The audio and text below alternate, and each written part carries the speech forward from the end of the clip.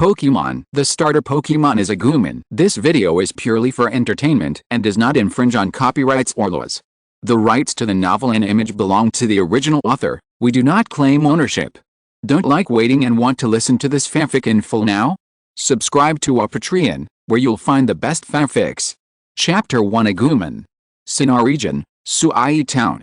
To the east of the town, in a large ancient ruin that had been abandoned for thousands of years, a young man was running wildly. His steps were very big and his speed was very fast. He could run through the passages of each level of the ruins in an instant. Passing through layer after layer, the boy showed no sign of slowing down.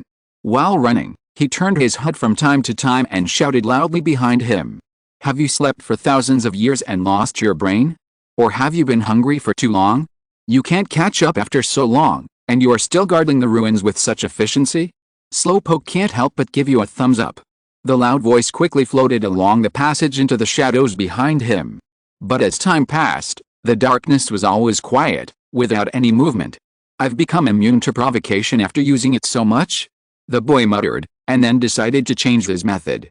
He raised his voice and shouted, if you can't catch up, I'll start to demolish the ruins. Anyway, it's time to eliminate these broken things that have been around for thousands of years. As he spoke, the boy picked up a stone on the ground and smashed it against the wall beside him. Bang! The stone hit the wall, and the crisp cracking sound echoed in the passage, but it was still silent, without any response. However, at some point, a huge black eye appeared where the stone had just hit. Then, around this eye, on the ground, walls, and ceiling of the passage, one after another, densely packed eyes slowly emerged. Their tightly closed eyes slowly opened, and their eyes first glanced around blankly, but when they focused their sight on the boy, they instantly seemed to see an enemy, and made angry and rapid sharp cries. Jima. Then, these huge eyes drilled out of the wall and turned into black shadows and rushed towards the boy. With a dim light in the ruins, it can be vaguely distinguished that these are elves that exude the breath of ancient times and look like 26 English letters. The Pokemon that is keen on guarding ancient ruins, the unknown totem. That's right, you should be more active in work. The boy nodded with satisfaction and then ran away. The unknown totems saw the smile on the boy's face and were immediately furious. They all accelerated to catch up. But every time they were about to catch up, the boy would suddenly turn into another passage with ease to avoid pursuit. It was as if the boy was the guardian who was familiar with this ruins compared to them. This made the unknown totems extremely angry, but there was nothing they could do but try their best to catch up. Fortunately, after several turns and changes of direction, the boy who was originally running at high speed suddenly slowed down and slowly stopped. I saw that the corner in front that was originally passable was partially collapsed by the ruins, and a huge rock was across the middle of the passage, blocking the way forward. This is a dead end.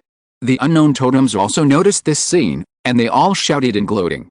The road ahead was blocked, and the back was surrounded by them, which seemed to be at the end of the road.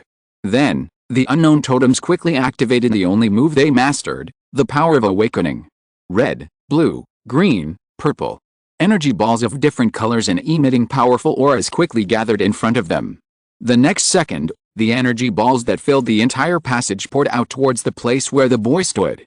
Faced with a seemingly unavoidable situation, the boy stared blankly, but surprisingly did not panic at all.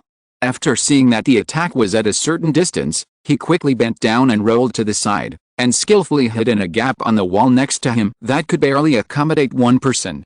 Boom! A burst of explosions roared in the passage. All the attacks of the unknown totems brushed past him, and most of them hit the place where he just stood, blowing a big hole in the ground. And another small part fell on the boulder blocking the road in front, breaking the stone into a small crack. Seeing this, the boy did not hesitate. With the help of the smoke and dust raised by the explosion, he quickly walked out of the crack in the wall and got in while the unknown totem was still watching the situation. On the other side of the boulder, the light turned from dark to bright. After squinting his eyes to adapt slightly, the boy began to look around. The place in front of him was not much different from other areas of the ruins. It was still a corner of a dilapidated ruins, full of a historical atmosphere accumulated over a long period of time. However, the boy smiled. I spent so much effort, and was chased by the unknown totem from time to time. Now I finally get in. I wonder who will be the first Pokemon summoned after exploring this ruins with thousands of years of history. The boy's name is Qingliu, and he is a time traveler. He came to the elf world a week ago, and he traveled directly to the wilderness where he could face ferocious Pokemon at any time. Fortunately, Qingliu is a void wilderness survival expert who often watched videos of Bear Grylls and Hungry before he traveled. After a few days of exploration, he was barely able to ensure self-sufficiency in the jungle. But new problems emerged. During this week, he almost encountered irritable and aggressive Pokemon such as Grumpy and Hunting Swallowtail several times. This made him realize that in the world of Pokemon, in addition to survival knowledge, Pokemon is indispensable if he wants to truly ensure his safety and survive in the future. But the problem in front of him is also very realistic. He has no money to buy Pokemon, and he is not a super newcomer who can conquer Pokemon by force, and he has no luck to find a Pokemon that is injured and needs help, and finally pledges his love. The most important thing is, he doesn't even have a Poké Ball. Without a Poké Ball, everything is empty talk. Fortunately, when he was at a loss, a blue virtual panel slowly emerged. Qingliu, who has rich experience in online writing, quickly accepted and understood the general information of the panel. In short, this is a summoning panel that can randomly summon some things. And the first object that can be summoned is the helper he needs most at the moment, Pokemon. But the panel needs energy to start, and the way to collect energy is to explore some things with a long history, as well as ancient buildings such as ancient ruins. The ruins at Qingliu's feet were the only target he found after exploring the area. With his good physical fitness and reaction, he had explored most of the areas in the past few days, and the exploration progress reached 96%. The only area blocked by the boulder in front of him was left. He also observed it on the spot. The weight and hardness of this boulder were not something he could move or destroy without Pokemon. Therefore, he had to design a plan to anger the unknown totems guarding the ruins and use their power to break the boulder. Although the process was a bit dangerous and he might be snapped off by the angry unknown totems at any time, Qingliu still understood the principle of not being able to catch a wolf without sacrificing a child. Fortunately, everything went well and he entered the last area intact. At the same time, on the panel that only Qingliu could see, lines of blue small words were flashing. Random ruins, exploring, exploration progress. 96%, 97%, 98%, 99%, 100%, exploration completed, can be summoned. Summoning object, a random Pokemon, do you want to summon? Yes, no. Qingliu directly chose yes. In the prompt of summoning, the panel in front of him suddenly rotated, and then turned into tiny dots of light, forming a circular passage as tall as a person. The blue light lit up, and a figure about 1 meter tall poked its head out of the passage. This is a creature that looks like a small dinosaur. Most of its body is covered with yellow, and only the tips of its claws on its hands and feet are white. It is standing at this moment, looking around with its big green eyes, scratching its head with its strong arms that are as big as its feet, and its expression is full of confusion. As for why it is called a creature, not a certain Pokemon, it is because Qingliu does not know that the guy who appeared in front of him may not be called Pokemon but should be called Digimon. And it is the partner of the protagonist Taichi Yagami in the first season of the anime, and is nicknamed by fans as the evolution of the origin of all things, Whirlwind, Agumon. Yes, it was an Agumon who walked out of the passage that the summoning panel turned into. At this moment, Qingliu was also confused. Theoretically, in the world of Pokemon, there are several Pokemon that have the ability to change their own forms. When faced with unknown situations, it is reasonable for them to change into the appearance of other Pokemon. But no matter how much they change, they cannot cross the worldview from Pokemon to Digimon. Or did I accidentally get hypnotized and have hallucinations?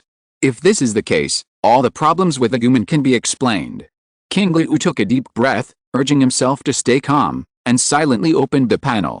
In addition to charging and summoning, the panel also has the basic function of exploring Pokemon information. You only need to use it to check the other party's information to know where the guy in front of you comes from. Then, Qingliu looked at Agumon, and the panel also focused on the other party. In an instant, a line of small blue words appeared in front of him. Race, Agumon. Classification, reptile Pokemon. Attribute, dragon. Features, sharp claws. Because of its sharp claws, the power of attacks will be increased. Level 12. Exclusive moves, small flame, fire type, power 60, sharp claws, fire type, power 40, mastered moves, none. Race value, 360, life. 50, attack. 72, defense. 55, special attack. 72, special defense. 50, speed. 61, intimacy. 10, only once, status, hungry. Information summary, it looks like a small dinosaur and can walk on 2 legs. Although it is still growing, its personality is extremely brave and it is not afraid of even strong enemies. It has hard and sharp claws on its hands and feet, which can play a good role in battle. It is predicted that it will evolve towards a great posture. Aoagi. Chapter 2 Digimon Pokemon. Seeing all the information popping up on the panel, Qingliu was stunned. He was not hypnotized, and the creature in front of him was not Ditto or Zoroark, but a real Agumon? Exclamation mark. But what the hell is the classification of this reptile Pokemon? Isn't it a Digimon? Could it be that because it changed to a new place, it automatically switched to another identity? Is the concept of adaptive nationality so popular? Qingliu's mind flashed with various thoughts, and his eyes passed over the panel and fell on Agumon. Whether it was body movements or facial expressions, they were very natural. Coupled with the information displayed on the panel, Qingliu gradually accepted this seemingly outrageous information. After all, things like time travel and panels have happened. It seems that there is no big problem for a Digimon to appear in the Pokemon world. Moreover, Pokemon and Digimon do have many similarities in their settings. If people who don't understand them look at these two creatures, they may not be able to distinguish them. But these are not the point. Qingliu stared at the panel and scanned up and down, and finally stopped at the column of Agumon's race value. After a moment of silence, he whispered to himself, the high-speed double blades are not bad in resistance. Both the total racial value and the distribution of each item are quite good.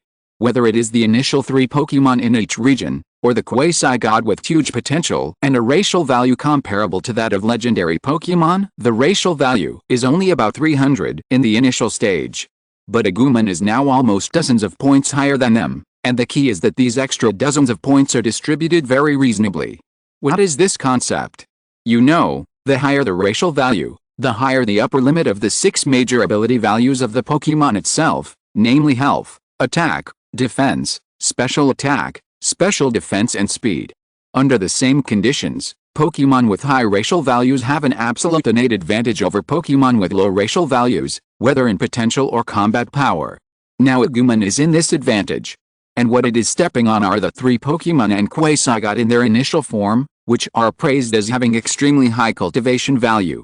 No, I'm afraid it's not just in the initial stage. It should be said that it is very likely that all stages will present an all-round crushing. As we all know, if you want to improve your racial value and make a comeback, there is only one way, that is, evolution. Most Pokemon will have earth-shaking changes in their racial values after reaching a certain level or being stimulated by strong external factors, and these changes will be directly reflected in their 6 ability values. Except for some that remain unchanged or decrease, the ability values of most Pokemon will have a significant leap, and some Pokemon will even change their temperament and personality. However, since it is a living creature, there is naturally an evolutionary limit. The normal evolution of each Pokemon is limited in the number of times. Some cannot evolve, some can evolve once, and some can evolve twice. Only some special Pokemon can break through their own limitations and evolve once more after the normal evolution is completed through the resonance between the Keystone and the Superstone, which is the so-called Mega Evolution. As Dr. Yamanashi said, every evolution of Pokemon is a transformation, which makes itself more perfect.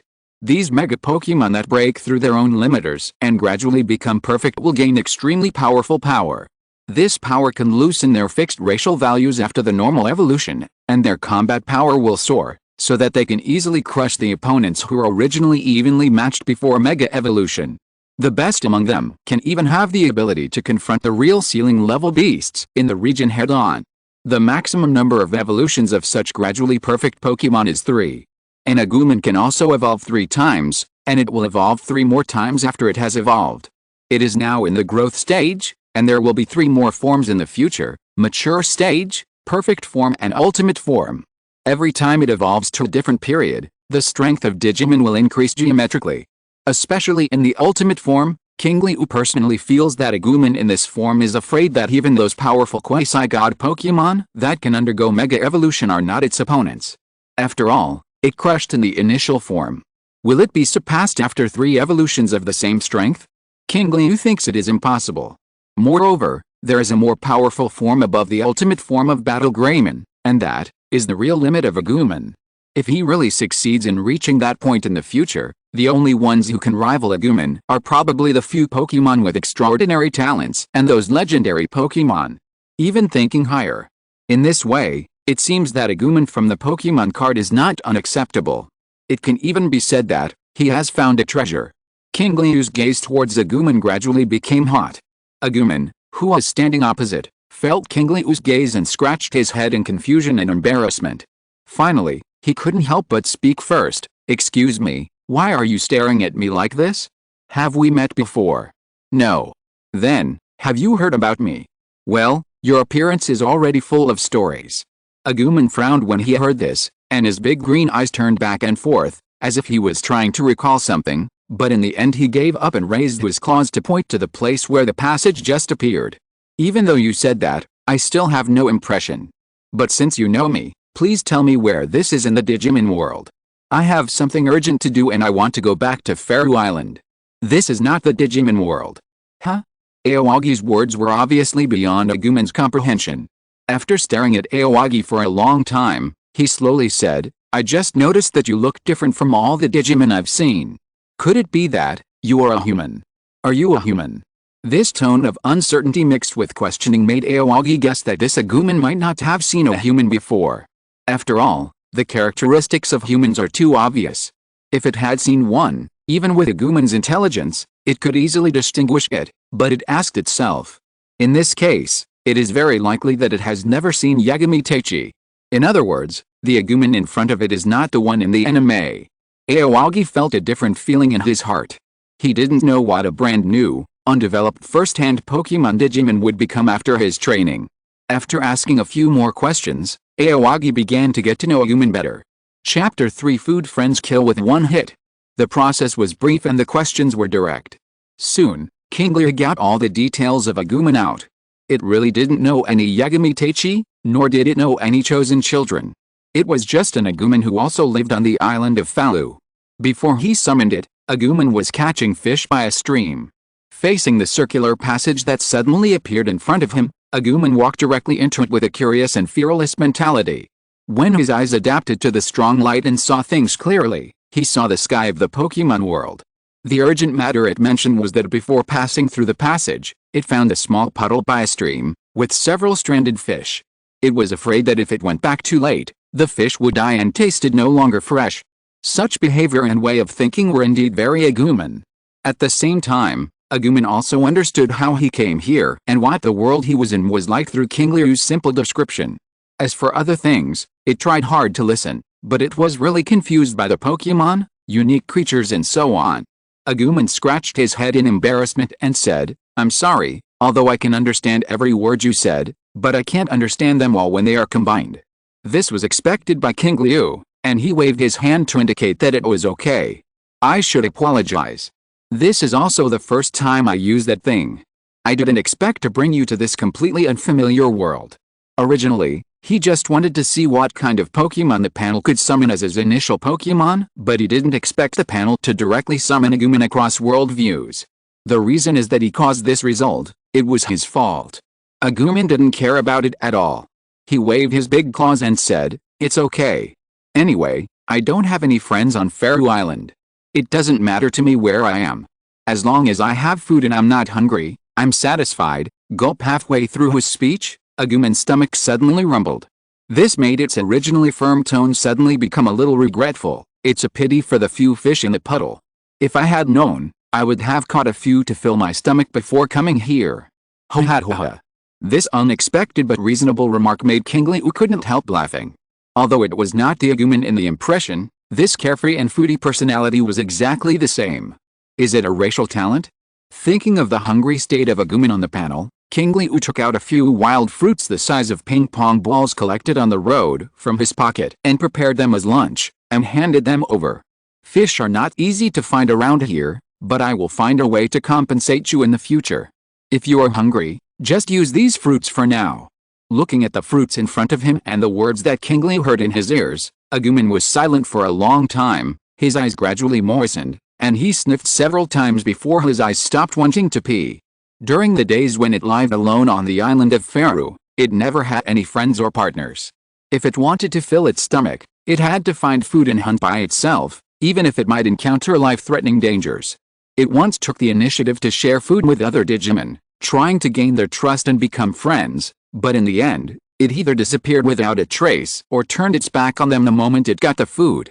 It was originally thought that after so many years of living alone, its heart had become as cold as a dead fish, but it didn't expect that, as soon as it came to this Pokemon world, it met a creature that took the initiative to give it food. What's more, this creature was a human of a completely different race from itself. Agumon suddenly felt a sense of unreality, but the facts were in front of it, which made it very moved. Since the other party was so generous, it couldn't be rude. It decided that after it was full and left this place, it would show the fish-catching secrets it had learned over the years and catch a bunch of fish for this human as a reward. Then, Agumon took half of the fruit and pushed the other half back. "Half is enough for me, you can eat the rest," Agumon said firmly, as if he only wanted half and didn't want any more. Qingliu nodded and said nothing. At this moment, his eyes were attracted by the information that changed in several columns of Agumon on the panel. Intimacy, 10, one-time encounter, 60, inner recognition and treating you as a friend, status, hungry, relieving. How did the intimacy suddenly increase so much? Just because I shared a little food with it? Combined with the fact that Agumon looked like he was about to cry just now, Qingliu quietly looked at Agumon who was eating crazily, and had some guesses in his heart. Although he looks thick-skinned, he is also sensitive inside. But in this way, Qingliu doesn't have to consider how to keep Agumon by his side for the time being. The next thing to do is to leave here. Suddenly, a faint buzzing sound came from the crack of the boulder, which made Qingliu look up in surprise. These guys didn't just leave. According to the routine of the past few days, as long as they saw him disappear from their sight, the unknown totems would hover for a while and then disperse and go back to sleep. He was only able to enter and exit the ruins completely after developing this rule. But today, he stayed outside for so long, contrary to his usual practice. He really should be serious when he should be. Qingliu waved the panel and looked in the direction where the sound came from.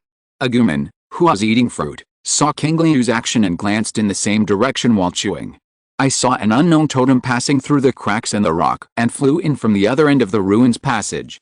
After looking around and finding Qingliu, it instantly made a sharp cry. "Jima!" At its call, one after another unknown totems flew in quickly, and the number was far more than before. At a glance, there were no less than 30.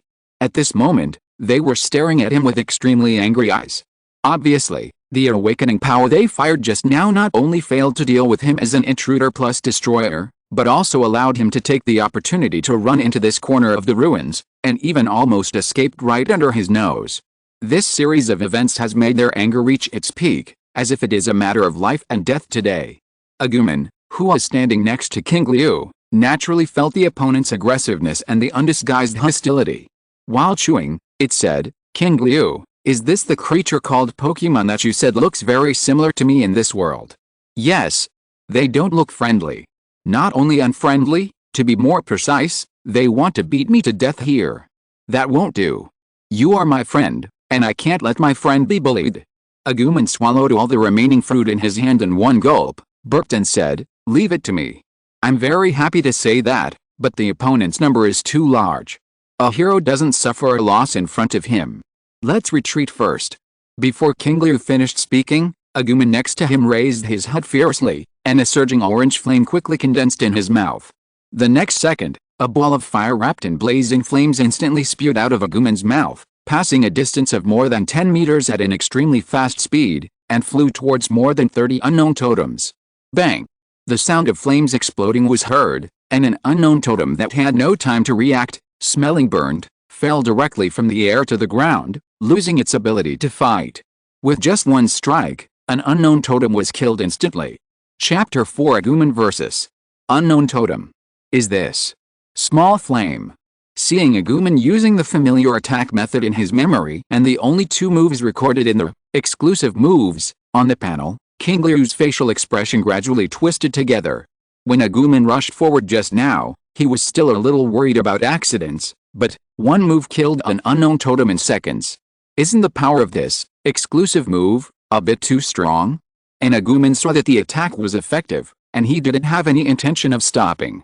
He raised his arm with hard and sharp claws, and took the initiative to charge at the densely packed unknown totems in front of him without caring about the absolute disadvantage of one on many. Small flame. Small flame. Small flame. He opened his mouth and fired a flame bomb, and closed his mouth and fired another one. This fierce and fast attack rhythm made the unknown totems a little unable to react. It was obviously 32-1, and they had the advantage. It was fine that he was defeated by this guy's sudden cold arrow, but now he even had the courage to take the initiative to attack. It was so rampant that it was intolerable. The unknown totems were angry, and they were angry again. They were full of anger, but what greeted them was a flame that burned more vigorously than anger. Small flames fell from the sky one after another, suppressing all the unknown totems that had just rushed forward. Some of the unlucky ones who didn't have time to react could only passively choose to use their faces to defend themselves, and finally fell to the ground with their bodies burned. The anger was extinguished by the flames. The brains of the unknown totems were a little short-circuited at this moment. Does this thing have no skill CD for attack? It keeps spraying so recklessly. So at this moment, more than 20 unknown totems were all suppressed by Agumon. Not to mention the unknown totems, even Qingliu next to him was a little shocked by Agumon's reckless appearance. His original plan was to use the power of the unknown totems to break the boulder to explore the ruins here, summon the elves, and finally avoid the unknown totems actively, and it would be best if there was no conflict. If it really doesn't work, use the power of the summoned elves to avoid the pursuit of the unknown totems and leave the ruins. But now, things seem to be developing in a direction he didn't expect. Not only is the Pokemon summoned Agumon, but now Agumon has taken the initiative to attack without considering the number of the opponent, and has completely gained the upper hand. Although I thought before that Agumon, which has evolved twice, is much stronger than the Pokemon of the same period and level, and the small flame just now proved this point, Qingliu didn't expect that he could maintain the same crushing in a 1-on-30 situation. So now, it seems that there is no need to leave. It's just the right opportunity to understand the combat power of Agumon and experience the feeling of fighting in the Pokemon world. Qingliu opened the panel and began to collect information about the unknown totem while observing the battle situation. Race, unknown totem, unknown totem, unknown totem. Classification, symbolic Pokemon. Attribute, psychic. Feature, float, floats from the ground, so it will not be attacked by ground attribute moves. Level, 6, 7, 5. Exclusive moves, none. Mastered moves, power of awakening. Race value, 336. Health 48, attack 72, defense 48, special attack 72, special defense 48, speed 48, intimacy, -50, extreme disgust, -43, extreme hatred, -32, disgusted and disgusted, status, injured angry fear. Information summary, the body is very thin and will stick to the wall, so some people think they are ancient characters. After scanning 3 unknown totems in a row and seeing their intimacy column, Qingliu couldn't help but chuckle. It seems that he really made them hate him. Then, in the flames of Agumon emitting a hot breath, he continued to check other unknown totems. Basically, all of them are around level 7, and because they can only master one move, awakening power, and Agumon's dragon attribute, the means they can use to cause damage are very limited. Qingliu muttered to himself, his eyes slowly moving up through the rows of blue small characters on the panel. There was an unknown totem that was larger than the other unknown totems, sitting in the corner, staring at Agumon with its huge eyes. Qingliu locked his eyes on it, and the information immediately appeared. Race, unknown totem. Classification, symbolic Pokemon. Attribute, psychic. Feature, float, float from the ground, so it will not be attacked by ground attribute moves. Level, 9. Mastered moves, awakening power, intimacy, -50, extreme dislike. Status, concentrated. After seeing that its size and level were far ahead of other unknown totems at level 9, Qingliu guessed that this one should be the leader of this group of unknown totems. But as the leader, he didn't lead the charge, but hid in the corner and concentrated. Why was he concentrating on Agumon at this time? The answer was obvious. After realizing that Agumon was not easy to mess with, he began to change his siege strategy, began to look for Agumon's flaws, and waited for an opportunity to attack. But unfortunately, he was discovered by himself. Agumon, shoot a small flame at the top of the head in front of the left. Along with Qingliu's call, Agumon, who had just slapped an unknown totem away with his claws, couldn't help but look at the place where Qingliu said. When he found that there was an unknown totem that looked obviously different in that place, he immediately spit out a small flame from his mouth. But since Qingliu reminded him, the leader of the unknown totem also became alert. After realizing that he was discovered, he immediately began to move. After barely avoiding the small flame, the leader of the unknown totem half squinted his eyes and ignored Agumon. Instead, he glared at Qingliu angrily, obviously dissatisfied with Qingliu's reminder. A ball of blue energy quickly condensed in front of it and shot straight towards Qingliu's position. Seeing this, Qingliu couldn't help but curse, "Good fellow. If you can't win the fight, you just fight to watch the show, right?" Fortunately, his skills have been practiced in the past few days. Qingliu quickly bent down and rolled to the left, avoiding the attack while speaking to stop Agumon, who wanted to come to support. "Don't worry about me, that unknown totem is their leader, get rid of it first." Agumon understood, and slapped away the unknown totem surrounding it with several claws in a row. At the same time, the flames in his mouth were brewing, and he began to bombard the position where the leader of the unknown totems was. Although this unknown totem is indeed stronger than the others, it is obviously no match for Agumon in terms of level and combat power. It was chased and burned by Agumon all the way, and it dodged in a panic. If it weren't for the ability to fly, I'm afraid it would have been taken away by Agumon's small flames. However, even so, the unknown totem leader was beaten to pulp, because the corner of his body that was unable to dodge was hit by the flames, emitting a faint smell of burning, and his speed was forced to slow down. And the place he was moving forward was just not far behind him. Good opportunity. Agumon.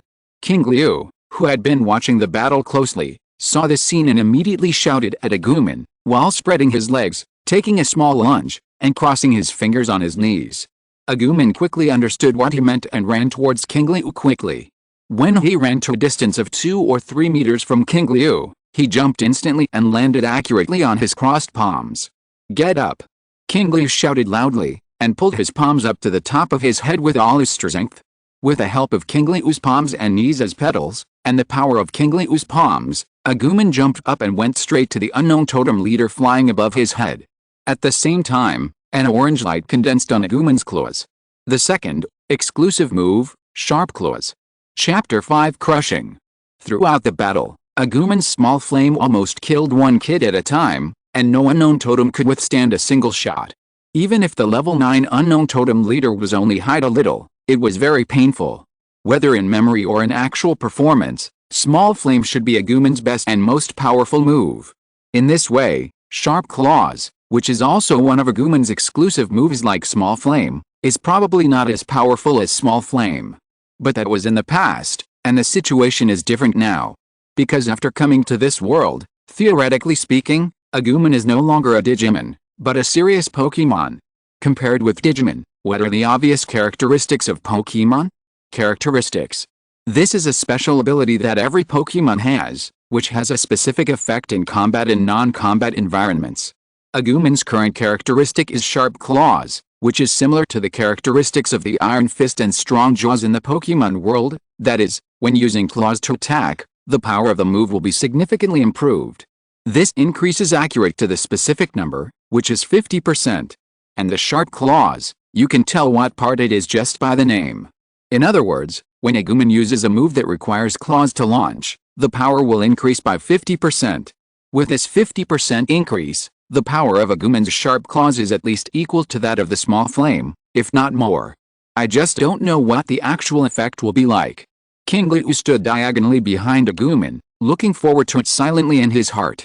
Agumon, who jumped into the air, also felt a burning and full, even a little restless energy on his claws at this moment. This was an experience he had never had before coming to this world. But he was not in the mood to feel it carefully now. In his eyes, there was only the black and strange-looking Pokémon that was already close at hand. It was fine if he was hiding in the side and wanted to attack secretly, but he didn't dare to fight him head-on, but he actually attacked the first friend he met. It's better to just beat such a guy away. Agumon estimated the distance in his mind, then suddenly raised his arm. Orange light surged on the white claws, turning into a giant claw covering half of his arm, and grabbed the unknown totem leader. At this time, the unknown totem leader also saw Agumon, who took advantage of the green willow to rise from the ground, rushed into the air, and quickly approached him. And, on the claws, the energy fluctuations were so strong that it felt a little sore in the eyes just by looking at it. So, it made a quick judgment. The fighting power of this yellow-skinned little dinosaur was really amazing. A fireball that just touched it almost made it faint from the pain. It had no confidence in winning at all. Moreover, the position where the opponent jumped into the air was the direction it was moving in. With its injured body now, it was not enough to make a quick evasive action. All it could do was to use the power of awakening to block the opponent. As long as it could block this attack. No, it didn't even have to block it. As long as it could delay the time a little, it would be enough. By then, the little dinosaur would fall to the ground again. And it will have plenty of time to leave here and go deep into the ruins to find those unknown totems that have existed for a longer time and are stronger, so that they can come out to deal with this little dinosaur and humans. After making up his mind, the leader of the unknown totem used all his strength to activate the power of awakening. A rippling blue light flashed in it, and then it split into small blue energy balls, jumping like a water curtain and flying towards the Agumon that had already rushed to his face. Afterwards, the leader of the unknown totem turned around and ran in the opposite direction without caring about the effect. This was the awakening power it used with all its strength. Although it felt weak as if its body was drained at this moment, the leader of the unknown totem felt that it was worth it. Perhaps it was difficult for the awakening power to block the attack of the yellow-skinned little dinosaur, but it would definitely be no problem to buy some time. It was impossible for its strength to be that different from that of the yellow-skinned little dinosaur. It was so convinced. Until, the next second. Snap! A very crisp sound rang out in the ruins. The leader of the unknown totem was startled. The sound of the awakening power explosion should not be a series of roars. How could it be so crisp? Could it be? The unknown totem leader instinctively felt uneasy. No. Absolutely impossible. Suppressing that thought, the unknown totem did not choose to look back, but continued to run away, and the speed was even faster than before. But then. Snap! Snap! Snap! Snap! Snap! Almost instantly, the crisp explosions sounded like firecrackers, one after another. At the same time, a whistling wind blew up, surpassing the unknown totem leader at an extremely fast speed, blowing it to a stagger, and finally hitting the wall of the ruins, gradually turning into nothingness. At this moment, the unknown totem leader was cold all over, and it did not dare to move any further. The uneasiness in its heart could no longer be suppressed, and it turned around tremblingly. Looking back, Agumon stared at it calmly, with its claws placed diagonally in front of it. The orange light on it disappeared, and its body fell straight down. It was obvious that it had just launched an attack on the awakening power. But where was the awakening power? The leader of the unknown totem glanced around, and there was nothing, as if the awakening power had never appeared. The unknown totem trembled, and his eyes fell on the claws of Agumon, which had landed steadily. It was crystal white, and there was no sign of injury. The only thing that was certain was that there were some familiar energy residues on it. That was the breath of its awakening power.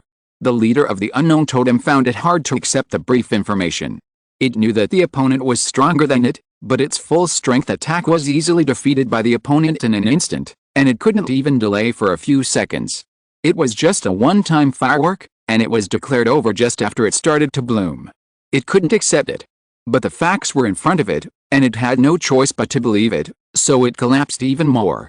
Thinking of this, the leader of the unknown totem suddenly felt wronged and wanted to cry. That damn human, could you have told me earlier that you had such a powerful guy?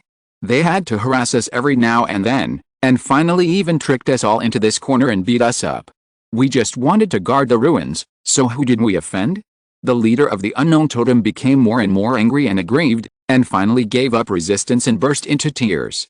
The other unknown totems saw their leader crying, and the grievances in their hearts were also released, especially the few who were beaten by Agumon's claws and lay on the ground in pain and couldn't move, and they cried even louder.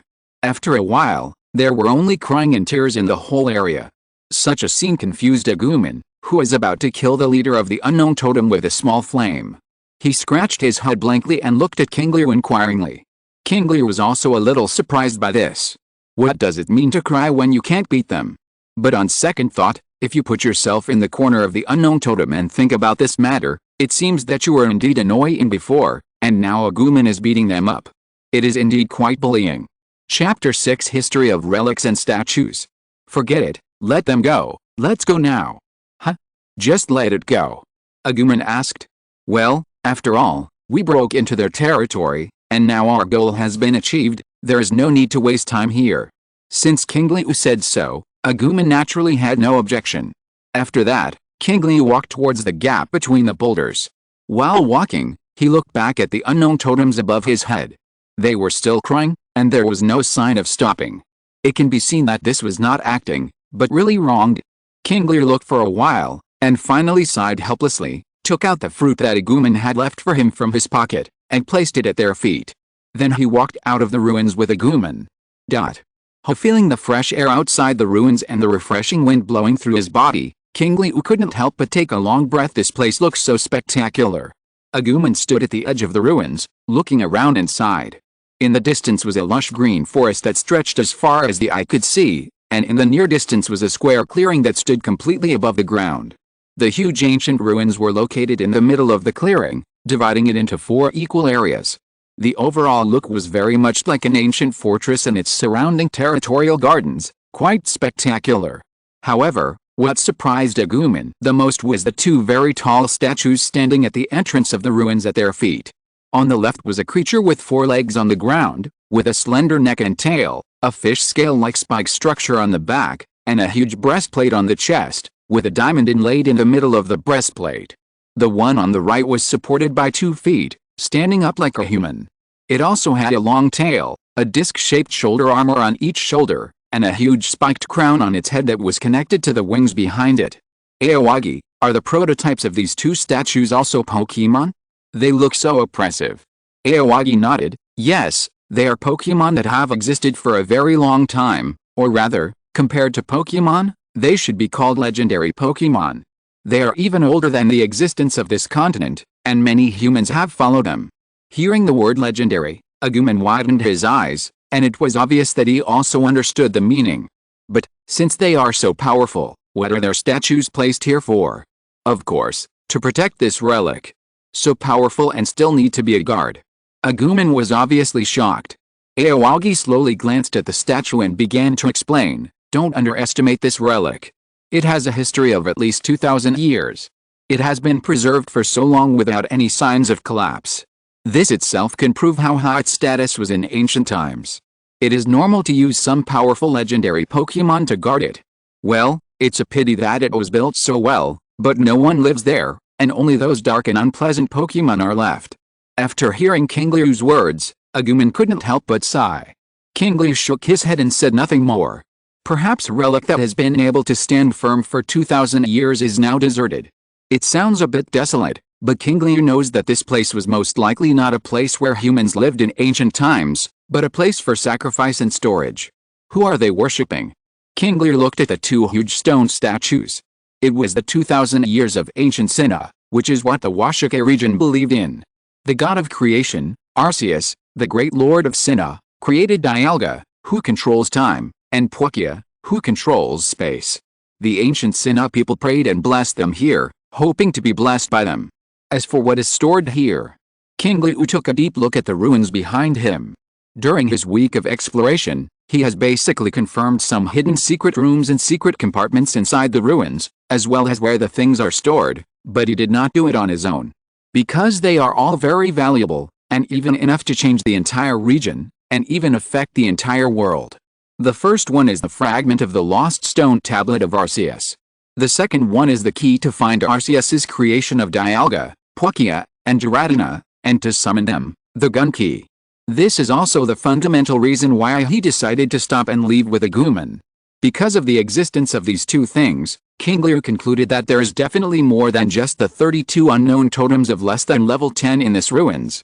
You have to know that after thousands of years, even if the unknown totems as guardians are useless, their strength accumulated over the years cannot be only a few levels.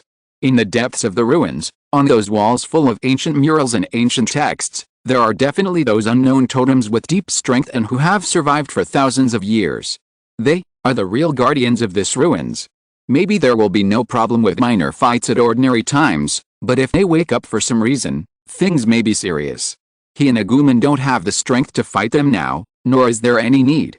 When he is strong enough or the plot officially begins, he will take these two things away.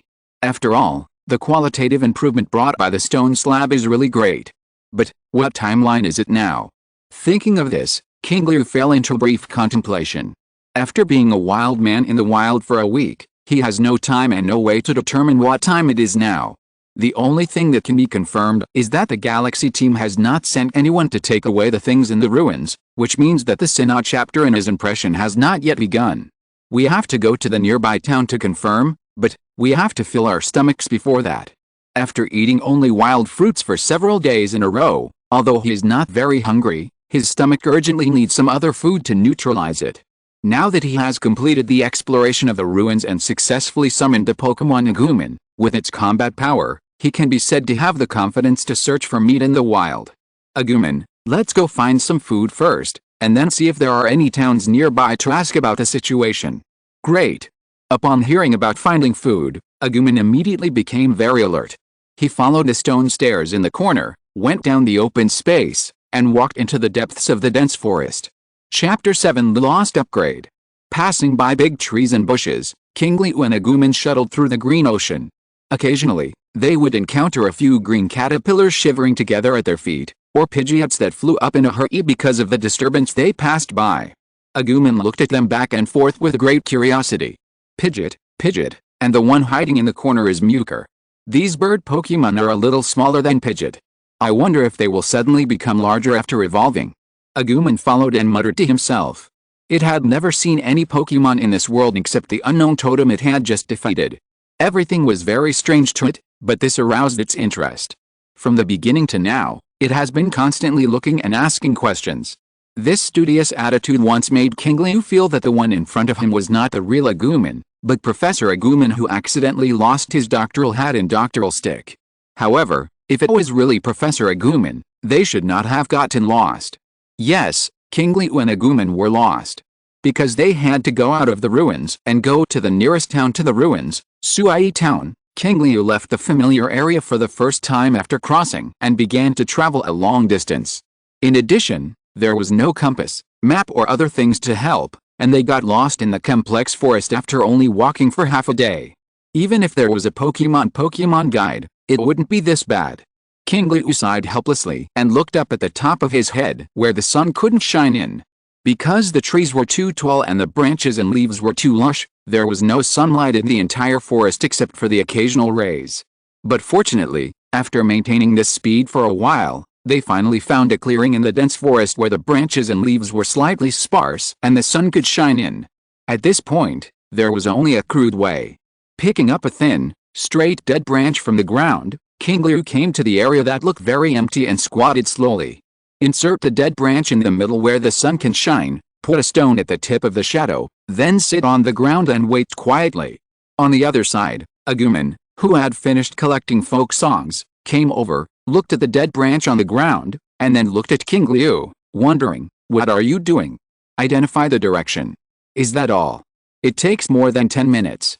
Wait for the shadow to move a certain distance, then put a stone on the tip of the shadow after it moves, and finally connect the middle of the stone to determine the approximate direction. Then you can walk according to the direction and return to the correct position." After listening to Qingliu's words, Agumon scratched his head in embarrassment. Sure enough, he didn't understand the principle at all after asking, so he had to sit next to him and wait. Looking at Agumon's slightly embarrassed expression, Qingliu chuckled. As it is now, it is difficult to understand when facing a slightly longer word. It seems that he is indeed not Dr. Agumon who has lost his doctoral suit. By the way, Agumon.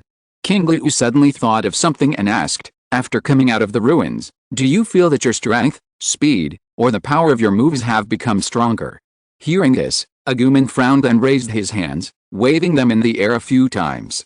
The sharp claws cut through the air, making a faint whistling sound. Then, as if Agumon had discovered something interesting, he waved his claws faster and faster, and used his sharp claws. In the end, he even stood up and prepared to try the power of small flames. Qingliu saw this and hurriedly stopped him. Setting fire to the mountain will result in life imprisonment. That is a high-temperature burning flame. If a fire is caused by accident, Although someone will take the initiative to help them get out of the forest, they will probably not be operating a sewing machine for the rest of their lives. You don't need to test it one by one. I think you can probably feel it. Yes, it's really stronger. I feel like my whole body is full of strength. No wonder I didn't feel tired at all after walking so far just now. Agumon said with some joy. After receiving a positive answer, Qingliu nodded silently and smiled. The reason why he asked Agumon this question was that when he was on the road, he accidentally looked at Agumon while using the panel function that could detect Pokemon information as a radar. Lines of blue small words belonging to Agumon's information suddenly appeared. Race, Agumon, classification, reptile Pokemon, attribute, dragon, feature, sharp claws. Because of the sharp claws, the power of the attack will be increased when using them. Level 1213, exclusive moves, small flame, sharp claws, mastered moves, none. Race value 360, health 50, attack 72, defense 55, special attack 72, special defense 50, speed 61, intimacy 60, inner recognition and treating you as a friend, status normal, information summary, XXXXXXX. Agumon has leveled up. The level has changed from level 12 to level 13. Qingliu guessed that the main reason was that Agumon fought against a group of unknown totems in the random ruins, defeated more than 10 of them, including the leader, and gained enough experience, and then, upgraded. This is good news. Of course, in addition to the joy of Agumon's strength, Qingliu has deeper considerations. In the world of Digimon, the division of combat strength is more about attribute restraint and idealism.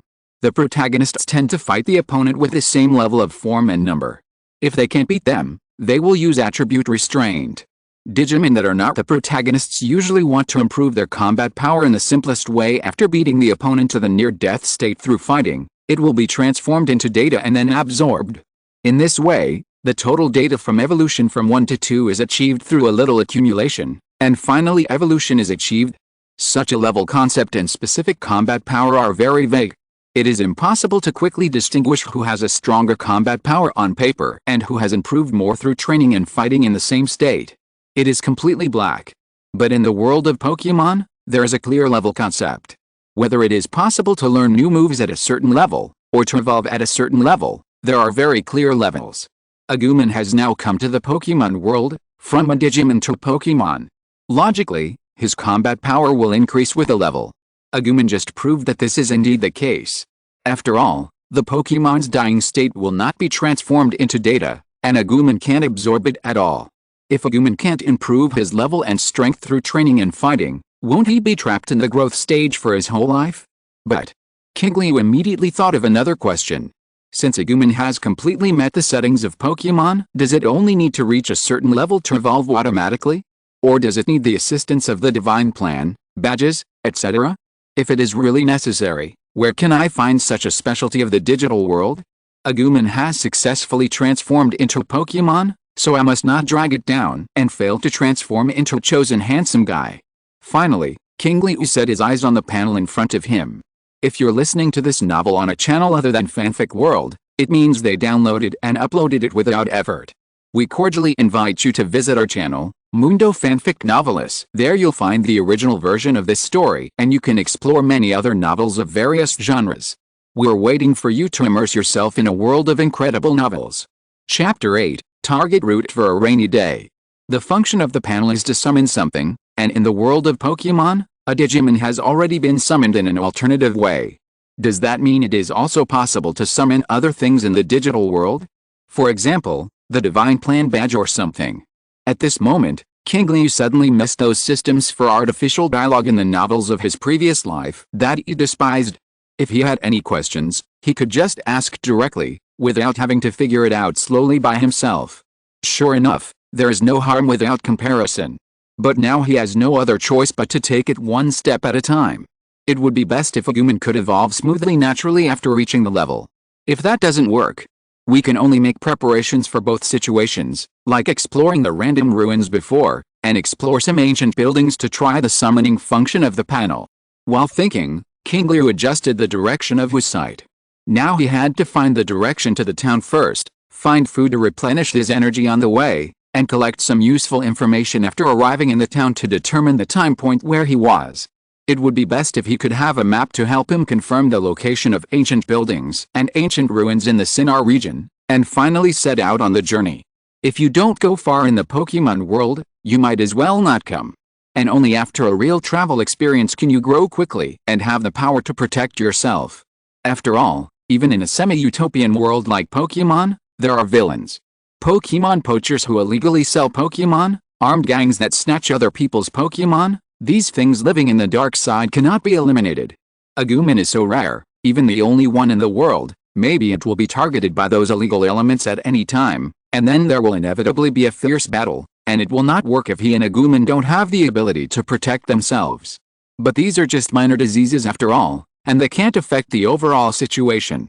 The evil organizations that can really influence the world are Team Rocket, which spans across Kanto and focuses on Mewtwo, Team Magma, which is entrenched in Hoenn and is keen on Groudon, and Team Aqua, which is chasing Kyogre, Team Jinga, which is in the Sinnoh region and attempts to control Dialga and Palkia, Team Plasma, which is targeting the 3 dragons of Deo in the Unova region, Team Flare in the Kalos region, and so on and so forth. No one knows when they will start to act. If you are accidentally involved and have no ability to deal with it, the ending will be a bit unpleasant. Qingliu is more concerned about preventing problems before they happen. For things that have a probability of happening, you must be prepared in advance to deal with them, not to mention things that have a high probability and can even be said to be inevitable. And to have the confidence to face these things head-on, it is the smooth evolution of Agumon. What he lacks now is mainly the smooth time. So, hurry up and start with what is in front of you. Qingliu glanced at the shadow of the dead branch in front of him, which had moved a distance, picked up a stone from the side, and placed it on the tip of the shadow. In this way, the 2 positions before and after the shadow moved were connected in a straight line, and Qingliu drew a vertical line in the middle to form a cross. If I remember correctly, the Suai ruins are to the west of Suai town. According to the rule of north at the top, south at the bottom, west on the left, and east on the right, the west is in this direction. Qingliu looked up at the west indicated by the cross on the ground, and the direction he had been moving in. Fortunately, although there is indeed a deviation, it is not too big. It shouldn't take long to see the location of the town, Agumon. Qingliu was about to call Agumon to set off when he heard a series of muffled sounds. Goo goo. Agumon scratched his head awkwardly and said, "Sorry, I think I'm a little hungry." Speaking of hunger, Qingliu also felt a little hungry. If he was hungry, let alone Agumon who had just experienced a battle and was using skills desperately.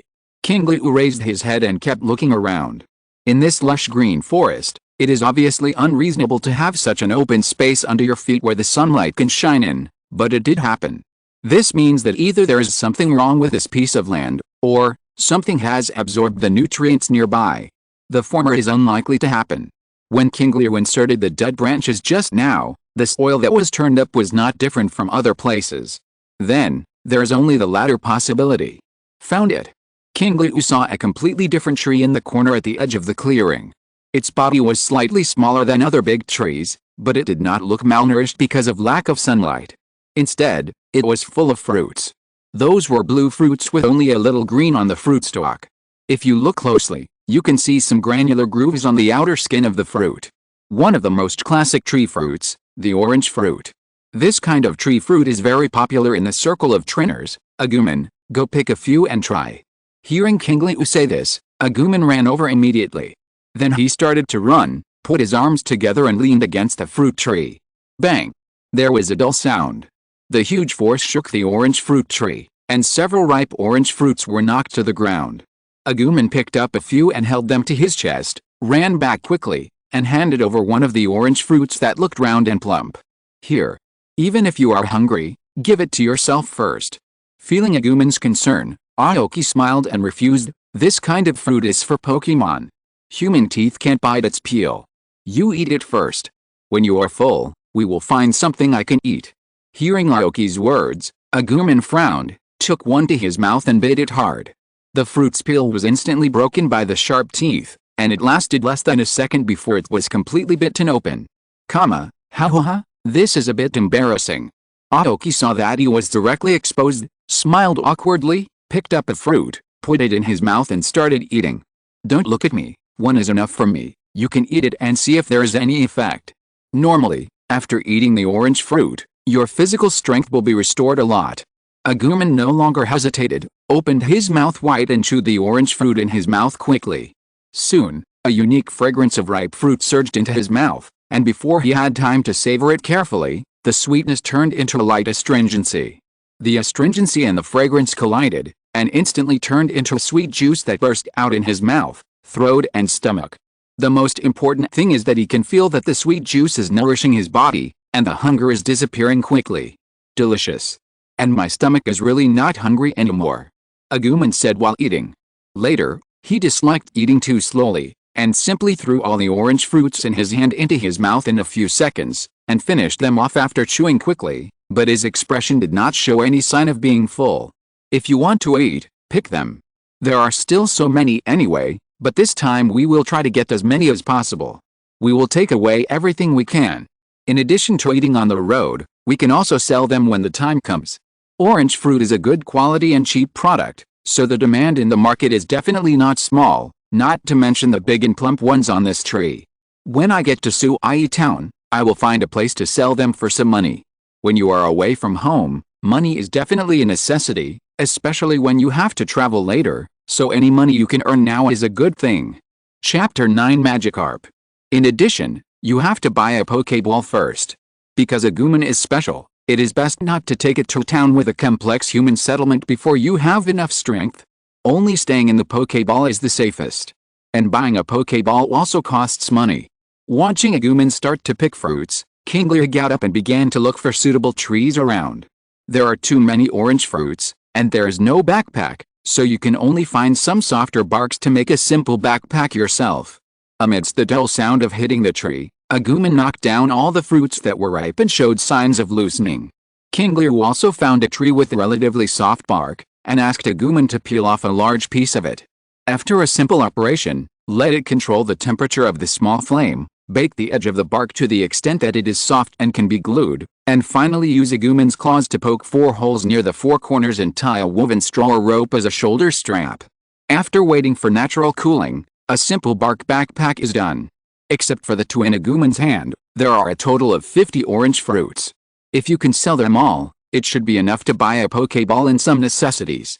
After packing all the orange fruits, Qingliu carried them on his back and started heading west. Agumon followed him and said very strongly that he would just leave it to him. In the end, Qingliu decided that the man and the beast would take turns carrying them, and Agumon agreed.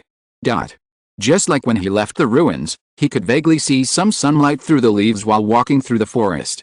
There was soft land under his feet, and he could only keep moving forward. However, unlike his cautiousness when he first crossed into this world, he didn't have to be too cautious now that he had Agumon by his side.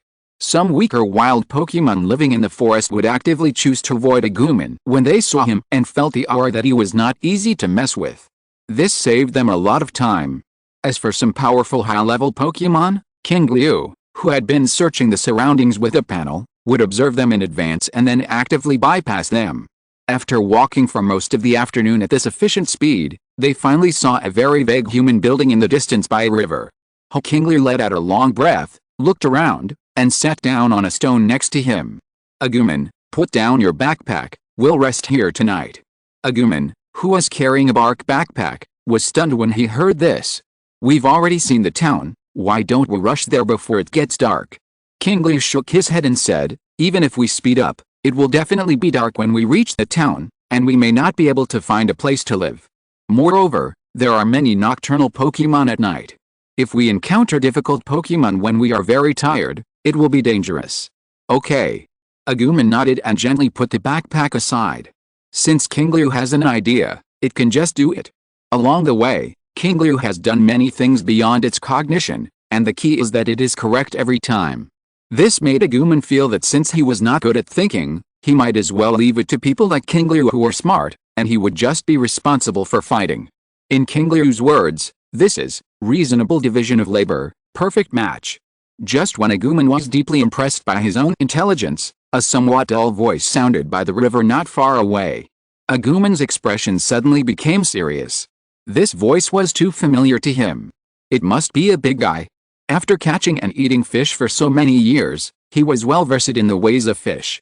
He judged that the sound of entering the water just now was definitely not something else or a creature, but a fish. Moreover, it was definitely a big fish with a strong body, abundant physical strength and athletic ability. Otherwise, its sound of entering the water would not be so dull, but more crisp.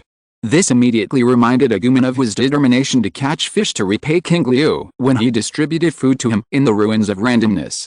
And all along the way, Qingliu took care of him to eat and drink enough, but he himself did not eat anything else except a few fruits. This obviously won't work, but it can't do anything about it.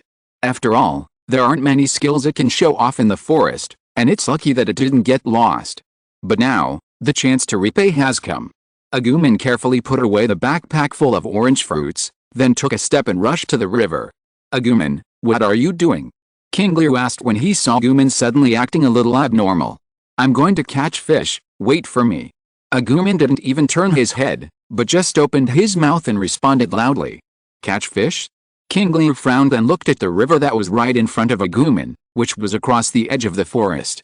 "Are there any ordinary fish in this world? Or is it a fish Pokemon?" Qingliu called up the panel and began to scan the river. Soon, a fish jumped high from the river and came into view. It was a red fish. It looks very similar to a carp, but it has yellow whiskers longer than catfish whiskers around its mouth, and a golden crown-shaped fin on its head. Its information is displayed on the panel.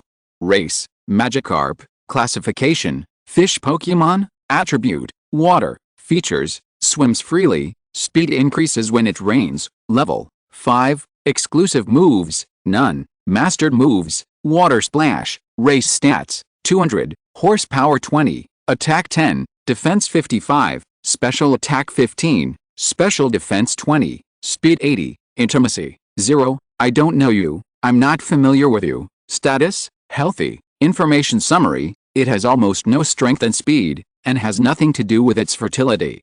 It is the weakest Pokemon in the world.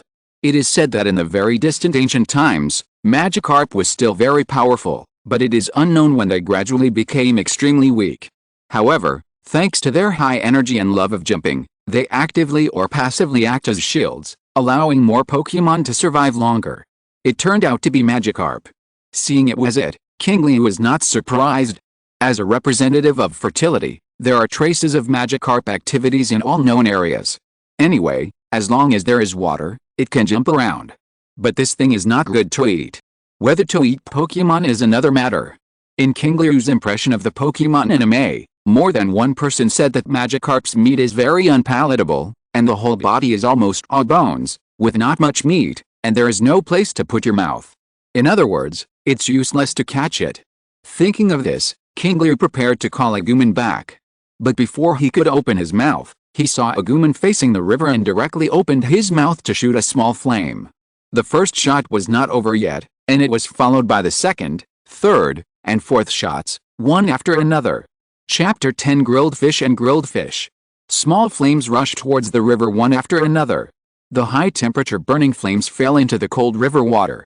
The moment the two touched, the river surface suddenly made a hissing noise, followed by waves of water vapor formed by high-temperature evaporation suddenly rising. However, the river itself has sufficient water, and the water in front evaporated and the water in the back quickly surged to make up for it, so it didn't seem to be affected too much. But Agumon's attack was not over yet. After 4 consecutive shots, Agumon took a long breath until his chest swelled visibly with the naked eye. After gathering his strength, he started the small flame bombing again. 1 shot, 2 shots, 4 shots, 8 shots, 10 shots. Agumon stopped panting until his physical strength was completely exhausted. In the air, a full 13 small flames were bombarding the river surface in a straight line. Hiss, hi, hi, hi. The sharp sound that was extremely uncomfortable and comparable to the piercing sound moved suddenly exploded on the river surface. Even Qingliu, who was separated by a distance, couldn't help but frown at this moment and covered his ears with his hands. Fortunately, the sound came and went quickly. When he looked at the river again, the flames had disappeared, leaving only a group of thick white mist and an area that was completely boiled by the heat of the small flame. Although they will gradually be cooled down and washed away by the continuous flow of water from the back, it is obvious that no one can cool down the fish in this area. On the surface of the river, There were more than a dozen carp kings of all sizes, with their eyes spinning in circles and their stomachs turned upside down. When Agumon saw this, he jumped into the river and started to salvage. This scene made Qingliu laugh and cry. He remembered that when he was walking in the forest before, Agumon told him that it had become a master at catching fish after several years of training, and had its own set of catching fish operations. In addition to being easily tired, it almost never failed. At that time, Qingliu was still very curious about what kind of operation it was. Until now. It turns out that the so-called catching fish is frying fish, right? Or to be more accurate, it is to cook the fish directly. Heat the water and scald them to death. At the same time, Qingliu finally understood why Agumon's small flame could be used so many times in a row without any signs of fatigue when he was inside the random ruins. It turned out that it was all because of cooking fish. At this time, Agumon had already fished all the fish that floated to the surface of the river and ran back with him. Qingliu, you can eat these fish, no need to leave them for me. Agumon put all the spoils in front of him and said generously. This made Qingliu helpless and a little moved. He shook his head and looked at the Magikarp on the ground and said, I can't eat it. Magikarp's body is basically bones, no meat. Magikarp? All bones. Agumon squatted down quickly, stretched out his fingernails and gently tapped the Magikarp's body. Sure enough, a faint dull sound unique to bones came from the surface around him. Agumon was stunned. He spent so much effort to catch fish specifically for Qingliu, but he couldn't eat it? The orange fruit was too hard before, and now even if fish is so hard, so are other foods in this world the same? This was bad news for a foodie with a big appetite. To be honest, at this moment, Agumon was a little disappointed with the Pokemon world. Qingliu saw what Agumon was thinking and comforted him, don't worry, it's just bad luck. I just happened to encounter some hard goods. Even if the Magikarp has fewer bones and more meat, I can't eat this kind of intelligent and spiritual Pokemon.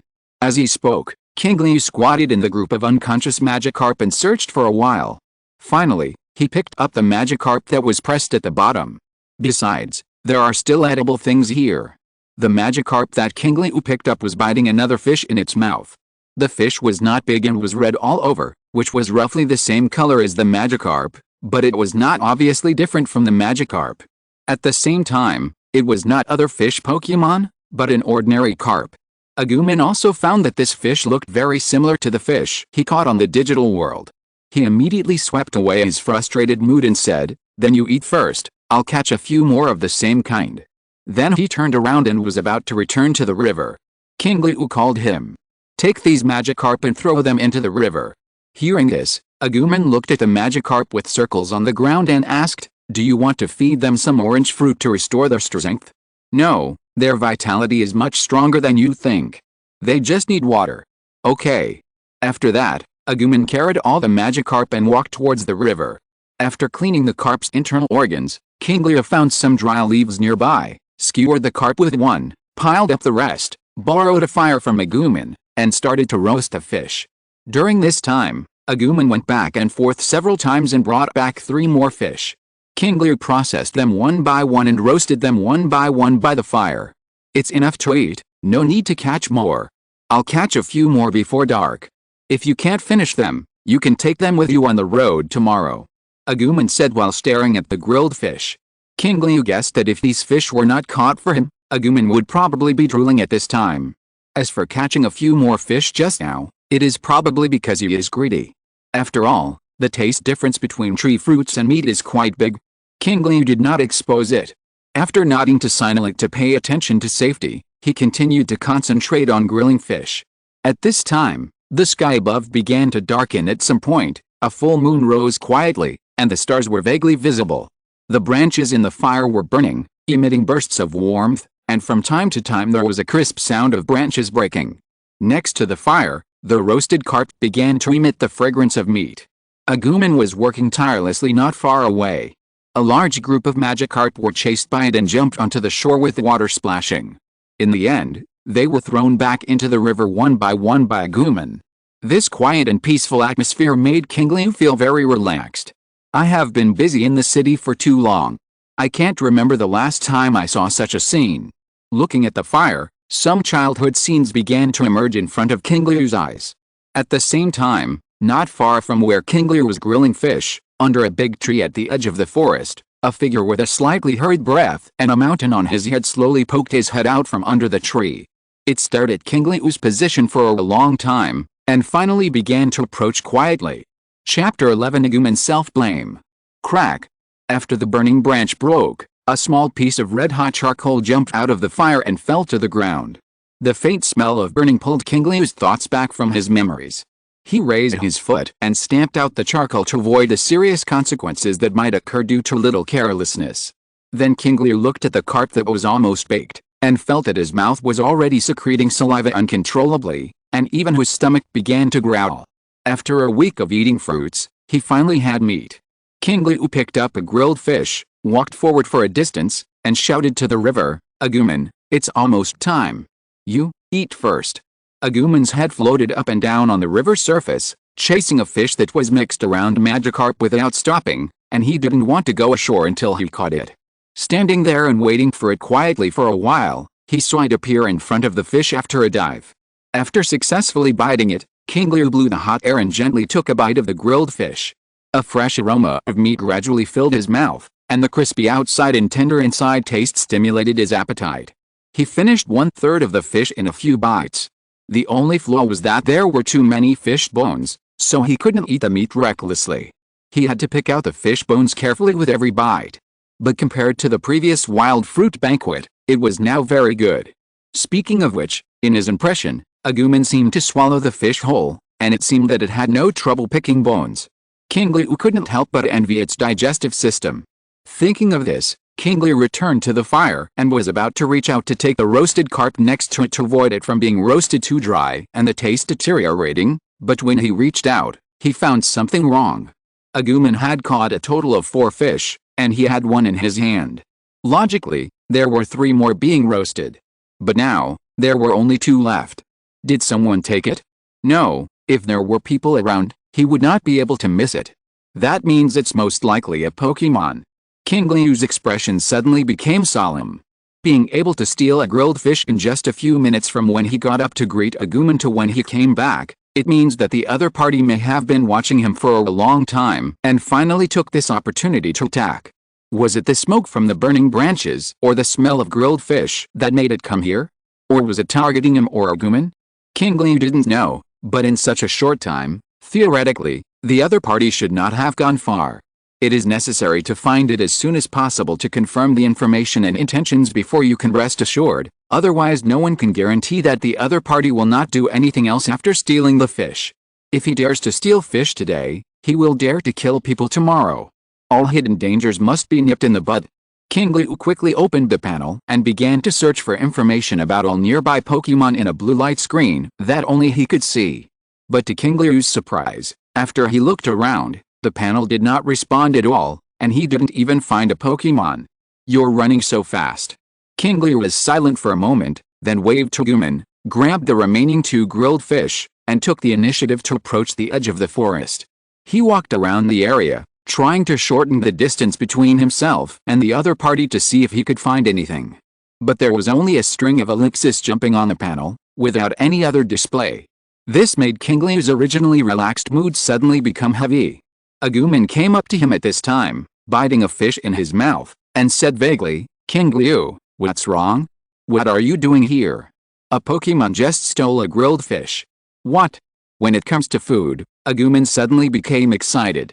It took it a lot of effort to catch this, to repay Qingliu for filling his stomach. If there were any left, it would also like to have a taste. But now it was stolen? Swallowing the fish in his mouth in one gulp, and throwing the fish in his hand directly to the ground, Agumon quickly said, "Quick, tell me where it is, I will go and get the grilled fish back. It should have run far away. I can't find any trace of its escape." "Huh?" Agumon looked at the forest unwillingly after hearing this.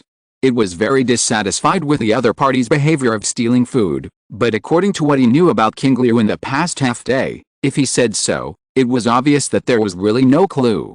Moreover, it had lived alone in the digital world for so long, and naturally knew that the danger factor in the forest at night rose sharply. There was no need to take risks, not to mention that there was no clue. "It's okay, only one was stolen, and the rest is enough to eat." Qingliu comforted Agumon's emotions a little, and handed him a grilled fish. "You should not have eaten grilled fish yet, try it." Agumon took the grilled fish, but did not start to eat it directly like before, but stared at the grilled fish in a trance. It just suddenly thought of a serious problem. If he had left immediately when he heard Qingliu asking him to go back to eat the grilled fish instead of staying in the water, the grilled fish might not have been stolen. And, the most important thing is that the other party only stole the fish and did not sneak attack or actively attack Qingliu. Otherwise, Agumon didn't dare to think about the friend he finally met being in trouble. It does care about food, but compared to food, it cares more about friends, even if they are very important friends who have only known each other for less than a day. If the fish is gone, you can catch it again, but if a friend is gone, it is really gone. For this, Agumon felt deeply guilty, and even the grilled fish that was put to his mouth was not fragrant. Qingliu had been quietly watching Agumon holding the fish motionlessly, with an obviously abnormal expression. Except for fighting, Agumon behaved a little bit insensitive most of the time, or was a little bit stupid, but he didn't expect that he would be unexpectedly sensitive in this matter. This reminded him of the first time that Taichi Yagami's Agumon Miz evolved into Zombie Tyrannosaurus in Digimon, and because of its violent and powerful power, it lost control and hurt its companions, which caused a knot in its heart. This is not good news. Perhaps the degree of the two things is far different, but there are many examples of the accumulation of psychological problems that eventually lead to qualitative changes due to quantitative changes. Especially in the modern times before the time travel, this phenomenon has become increasingly serious, and he must pay attention to it. Qingliu slowly squatted in front of Agumon, stretched out his hand and patted its shoulder. "Don't blame yourself, you didn't do anything wrong, it was me who wanted to rely on your power and let my guard down. This is my personal problem. I should apologize to you." "I shouldn't." Qingliu was interrupted by Agumon before he could finish. "No, you are my most important friend. I put you in danger. No matter what the reason is, I should apologize to you." Qingliu looked at Agumon, who was looking straight into his eyes and was extremely stubborn, with some surprise. After a short silence, Qingliu lowered his head and gently pressed it against Agumon's forehead. "It is precisely because we are friends that I do not want to use your power." Upon hearing this, Agumon wanted to interrupt again, but Qingliu's hand, which had been placed in advance, held his chin and interrupted the spell. "So, both of us have problems in this matter, so there is no need to worry about who is right or wrong. I will count to 3 and if you don't say anything, I will take it as your consent." Qingliu began to count down, while quietly pressing his shoulder against Agumon's chin, and pressing his right hand hard on his upper chin, directly cutting off Agumon's right to speak. 3, 2, Feeling Agumon's increasing power to open his mouth, Qingliu simply gave up the action of blocking his mouth from speaking and let go. At this moment, a picture suddenly flashed in Qingliu's mind. It said that if you want a cat not to bark at you fiercely, the best way is to block its throat with your fingers while it is barking. Then, the moment Agumon opened his mouth to speak, Aoyagi thrust his hand into its mouth with lightning speed. Woo! Woo! Chapter 12, Long-Tailed Monster Hand and Snow Hat Monster. Agumon was confused. It was neither right to bite nor not to bite, and Agumon froze in place.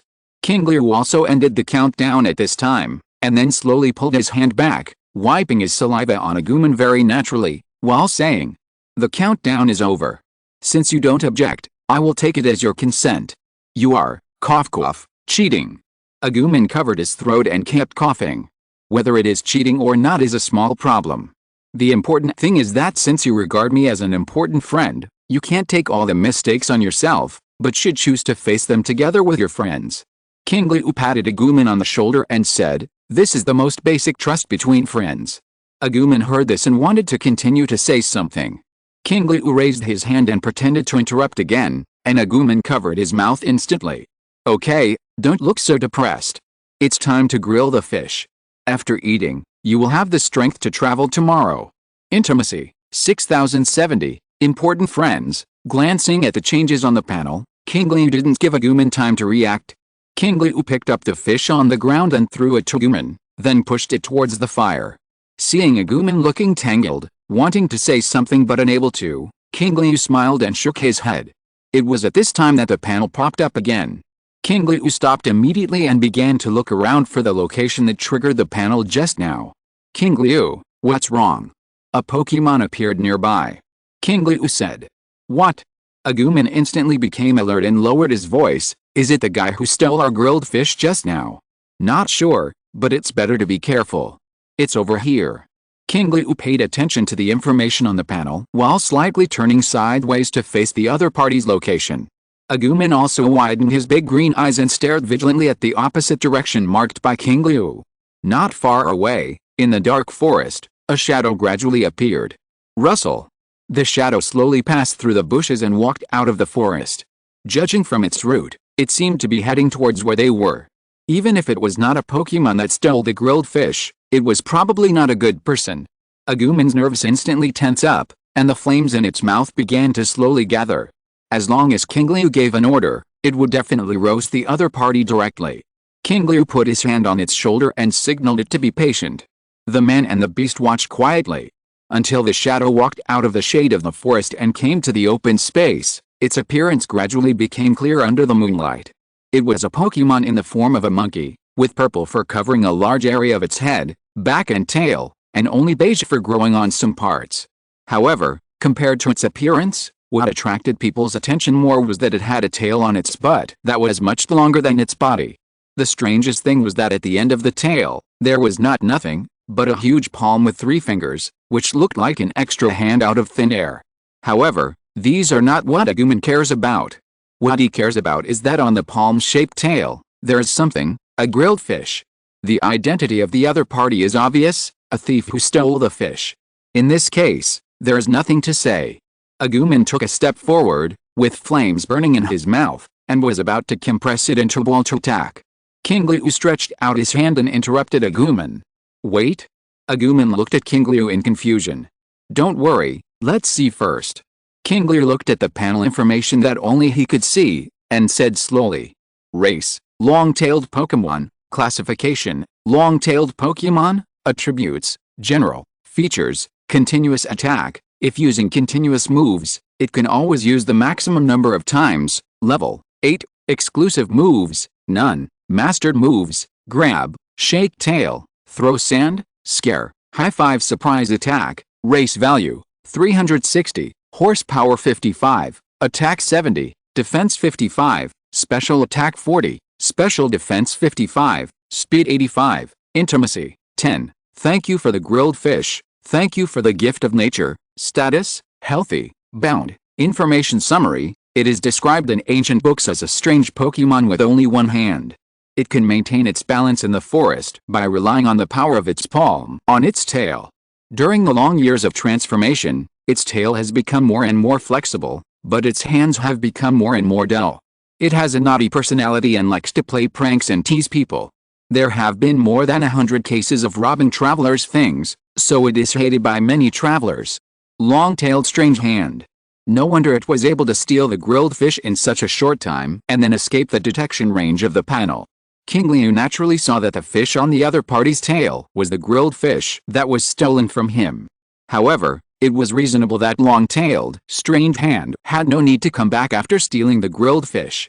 It could just eat it and run away. But it turned back, which made Qingliu a little strange. It was not until he saw a very abrupt green seed on the top of long-tailed strange hand's head, bound in the status bar, and a second profile popped up after long-tailed strange hand's profile appeared on the panel that Qingliu noticed that there was a figure in the shadow of the forest behind long-tailed strange hand. It was a Pokemon with a stump-shaped hat on its head that seemed to have snow on it, with a snow-white upper body and a dark brown lower body. The thick arms and legs, plus the barrel-like body shape, made it look very stable as a whole. At the same time, lines of blue small words appeared in front of him. Race, Snowcap. Classification, Tree Ice Pokemon. Attributes, Grass, Ice. Features, Snowfall. When entering combat mode, it will start snowing. Level 13. Exclusive moves, none. Mastered moves, Glare, Fine Snow, Leaves, Gravel, Parasitic Seed, Frozen Wind. Race value, 334, horsepower 60, attack 62, defense 50, special attack 62, special defense 60. Speed 40, intimacy 20, born to be close to humans. Status, healthy. Information summary, a Pokemon that lives on a mountain with deep snow. It absorbs nutrients by stepping into the snow. In spring, the excessive nutrients absorbed will be transformed into popsicles in the shape of tree fruits at its waist. It is naturally gentle and close to humans. If it finds human footprints in the snow, it will take the initiative to follow the footprints to find humans. Even when facing disobedient children, it will not lose its temper. And the snowcap, which is characterized as gentle by the panel, is now behind the long-tailed monster hand, urging something with a very serious expression. The long-tailed monster glanced at the thick arms of the snow monster swaying in front of it with fear, and finally walked towards Qingliu, and Agumon with an awkward expression, stood 2 meters away, stretched out its tail, and handed over the stolen grilled fish. Qingliu watched this scene with interest. The current scene is quite like a child who made a mistake and was brought by his parents to apologize. But it doesn't seem right. It doesn't look like the two Pokemon know each other. Instead, it looks more like the result of the snow monster's forced nuclear annihilation. After all, who would take a child to apologize like a dumpling, and shake his fist on his hut from time to time? So, is this snow monster doing something righteous? Chapter 13, Snow Hat Monster of Unknown Origin. While Qingliu was thinking, when the long-tailed monster saw that he had no intention of taking the grilled fish, he became visibly impatient. Especially after glancing at the expressionless snow hat monster next to him, his impatience became more obvious.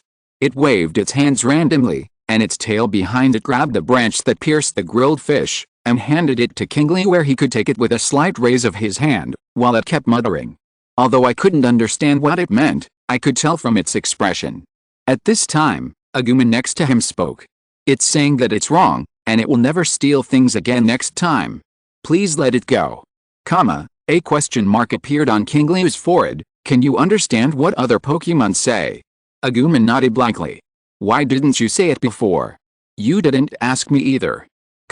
If Qingliu didn't know that Agumon was usually a bit nervous, he would probably feel that it was deliberately targeting him.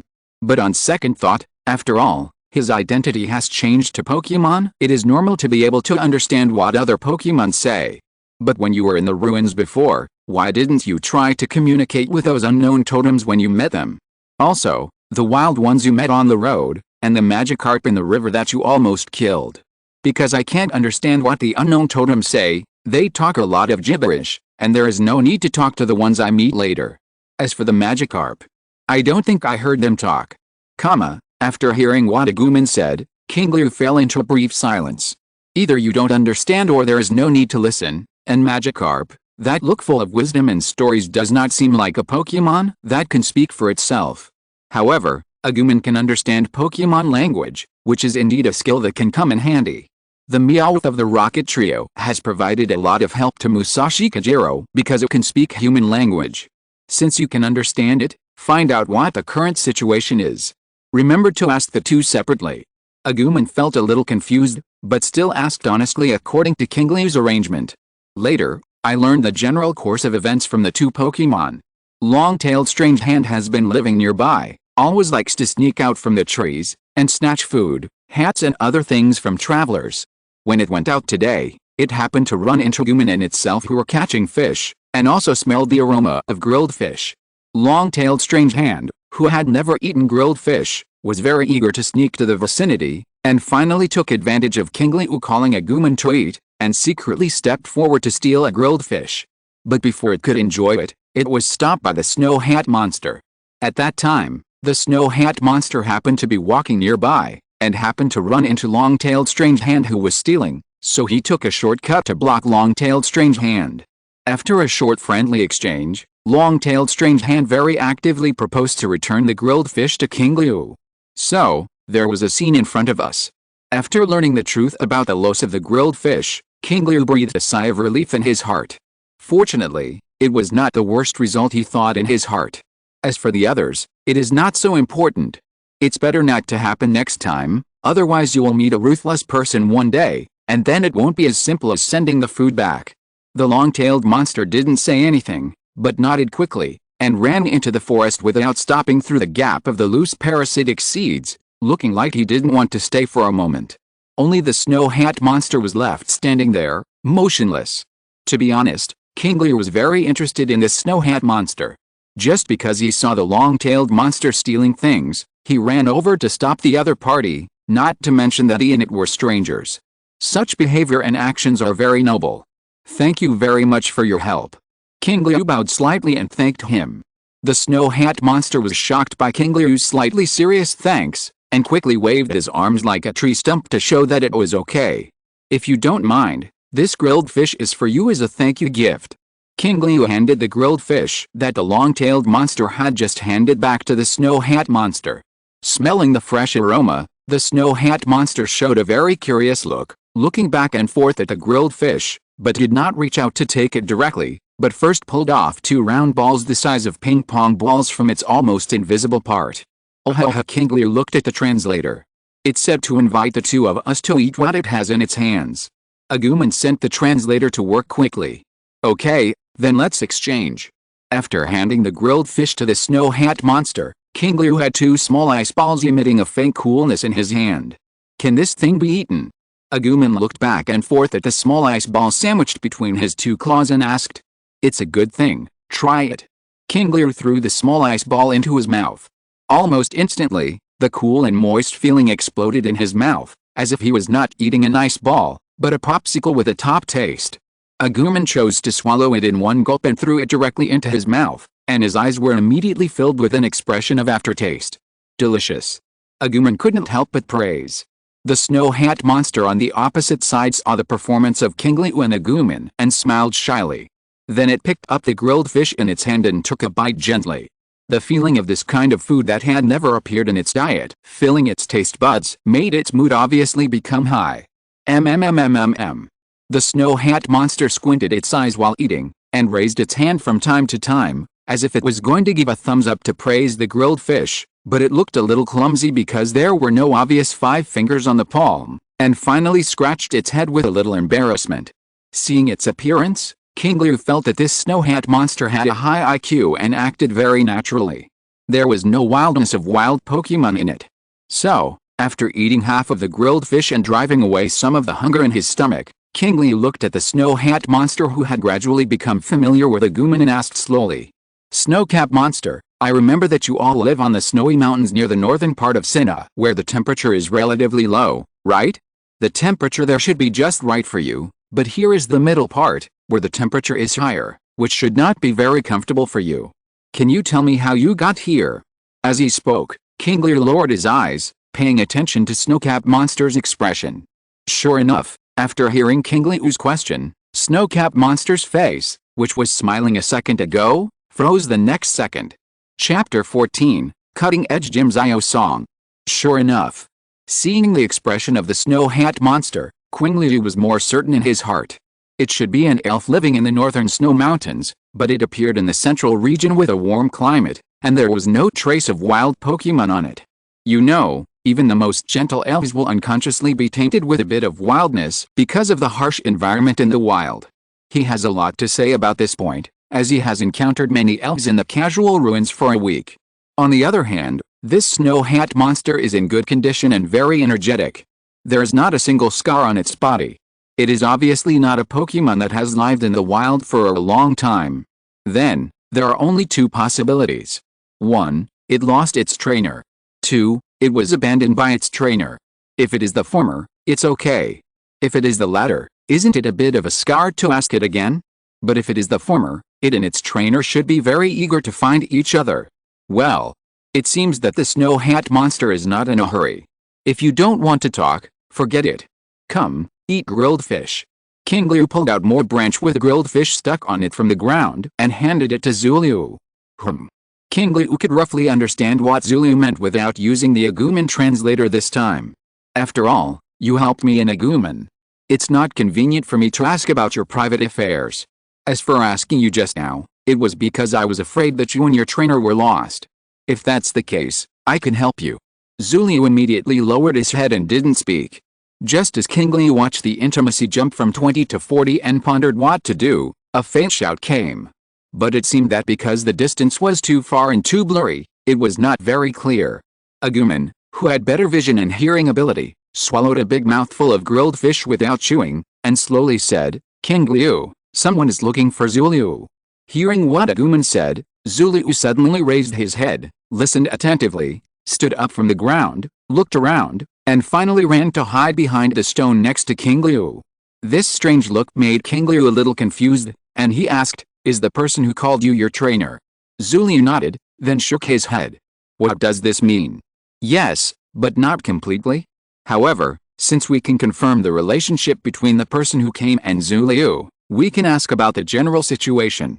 The person who shouted in the distance seemed to have seen the fire where Qingliu was, and ran towards this side quickly.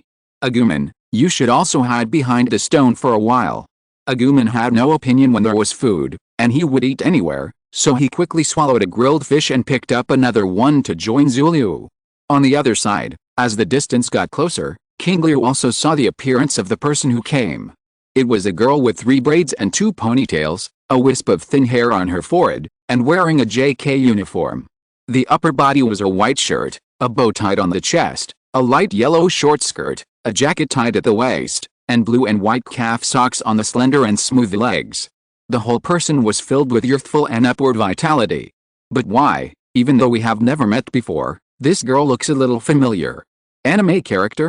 The girl trotted to the fire, and instead of asking, she raised her nose, sniffed the air, and said to herself, "I found it right, there is the smell of Snow Hat Monster here." Then, she began to look around on her own, her sight skipped over Qingliu and fell on the stone beside her, and a smile instantly broke out on her face. "Snow Hat Monster, I found you." After saying that, she took a step forward and was about to walk towards the location of the stone, but Snow Hat Monster jumped out first. However, instead of throwing himself into the girl's arms, he ran straight towards Qingliu and finally hid behind Qingliu. This surprised the girl. "Snow Hat Monster, it's me, your trainer." Snow Hat Monster had no reaction, and even showed that he didn't want to pay attention to the girl at all, and shrank behind Qingliu without coming out. The girl's long eyebrows wrinkled together, and then she seemed to have thought of something, with a smile on her face, and she clasped her hands together and said softly, "Snow Hat Monster, this time I promise not to disturb others casually, and I won't forget you by accident, forgive me, okay?" But no matter what the girl said, the Snow Hat Monster didn't have any intention of coming out. Anyway, it just stood straight behind Qingliu, not saying anything or answering. This made the girl quite helpless. Glancing at the one person and one monster who were in a stalemate, Qingliu, who had been ignored, asked, "Are you the trainer of the Snow Hat Monster?" The girl seemed to notice that there were other people around at this time, and realized that her behavior of ignoring others just now was very rude, especially when the other party seemed to be taking care of the Snow Hat Monster. So she bowed slightly to express her apology, straightened her back and said with full energy, "Yes, my name is Xia Song, and I am the trainer of the Snow Hat Monster. It and I are traveling with the goal of becoming the trainer of the Qifeng Gym in Qifeng City." After hearing the self-introduction, Qingliu finally remembered who the girl in front of him was. Xia Song, the future gym trainer of the Cutting Gym in Cutting City, the northernmost part of the Sinnoh region, is also the senior of Xiaoang, Xia Guang's rival in the Sinnoh region grand competition. However, she is a gym trainer with a strong leadership temperament and a sister-like temperament. Now she is still a little girl, and she looks like she is only in her early teens. In other words, the timeline is a few years before Xiaozi set foot in the Sinnoh region. That's not bad, there is still a lot of time. Then, Qingliu turned his head and glanced behind him. "So, is this Snow Hat Monster her future trump card Pokemon Blizzard King?" I didn't expect that the Blizzard King, who looked extremely fierce and defeated Xiaozi's 3 Pokemon in a single blow, didn't seem to be very harmonious with a trainer when he was a child. Qingliu stood up, stretched out his right hand, and said, "Hello, my name is Qingliu, a vagrant." Xia Song had several question marks on his head instantly, but he reacted quickly and shook hands with Qingliu in a friendly manner. "Hello, thank you very much for taking care of the Snow Hat Monster temporarily. We have been a little unharmonious recently, but don't worry, I won't disturb you. If it eats your food or something, I will pay you the original price." As she spoke, Xia Song took out a Poké Ball from her pocket. Qingliu shook her head and rejected her. "If there is a conflict in your heart, it will be useless even if you put it back into the Poké Ball. The problem will not disappear, but will only intensify in silence." "But..." Xia Song hesitated, but still put down her hand. "If you don't mind, tell me the general process of the conflict, and let me give you my opinion from an objective perspective for your reference." Qingliu said. I have no problem, but the Snow Hat Monster. Xiao Song pointed to the Snow Hat Monster hiding behind Qingliu, who refused any communication. Obviously, even if she could, there was no way if the Snow Hat Monster didn't cooperate. Leave it to me to try. Qingliu turned around, squatted next to the Snow Hat Monster and whispered a few words. The Snow Hat Monster raised his head and looked at Xiao Song twice. Then, under Xiao Song's shocked gaze, he slowly walked out from behind Qingliu and sat on the grass beside him. Xiao Song. If you're listening to this novel on a channel other than Fanfic World, it means they downloaded and uploaded it without effort. We cordially invite you to visit our channel, Mundo Fanfic Novelists. There you'll find the original version of this story and you can explore many other novels of various genres.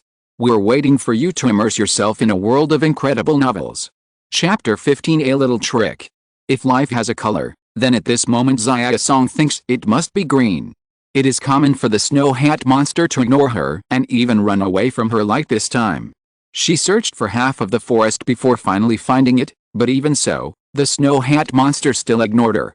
Xiao Song even felt that it was normal for the Snow Hat Monster to simply not want her as a trainer.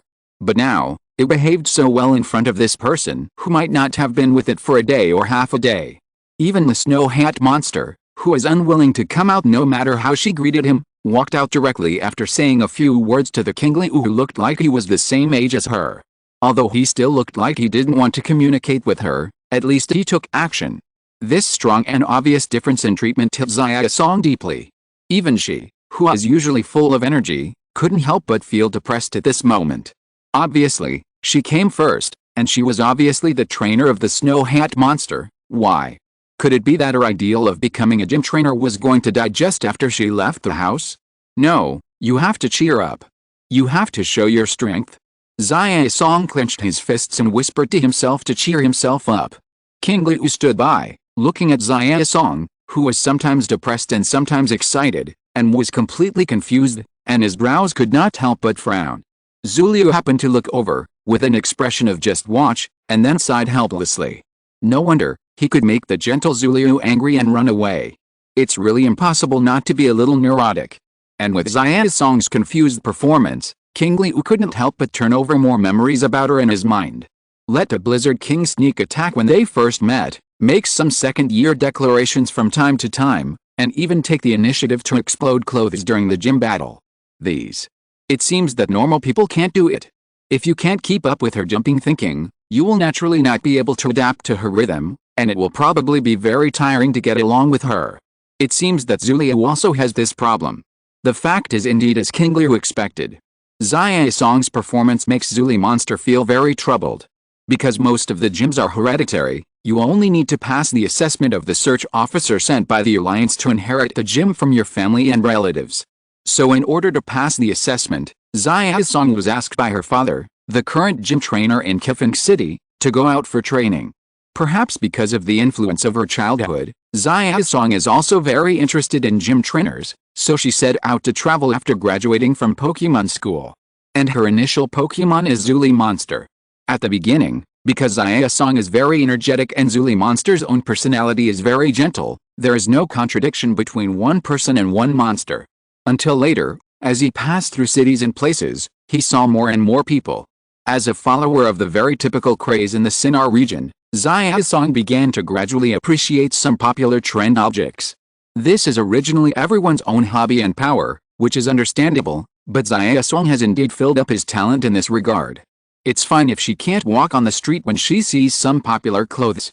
When she is seriously ill, she will stop others on the street very presumptuously, and ask others questions at an extremely fast speed for half an hour, which makes the passers-by who are stopped by her feel very embarrassed. Of course, after all, she is her own trainer, so Zuli Monster tolerates these things. The last thing that caused the conflict to break out was yesterday in Jiayin City, which is known as the place where hearts communicate with each other, preparing to challenge the gym there. Because the gym leaders know each other, Xiao Song's father made an appointment in advance with Melissa, the gym leader of Jiayin Gym, who always likes to leave the gym to travel. As a result, Xiao Song saw recent joint-branded long skirt on the road and couldn't walk. In the end, Zuli Monster had no choice but to go to the gym alone. Without a doubt, he was beaten up.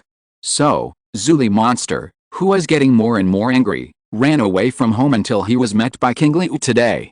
Hearing Xia Song's description and Zuli Monster's occasional supplements, Qingliu knew what happened. He couldn't help but look at Xia Song with a strange expression. There is nothing wrong with pursuing fashion, but it is so serious that even a monster like Zuli went to fight in a gym. It is simply unheard of. No wonder Zuli did not want to pay attention to Xia Song. Xia Song felt Qingliu's eyes and his face flushed instantly. This is indeed not a glorious thing, and it can even be said to be very embarrassing. So after telling the story, Xia Song bowed his head to apologize to Zuli.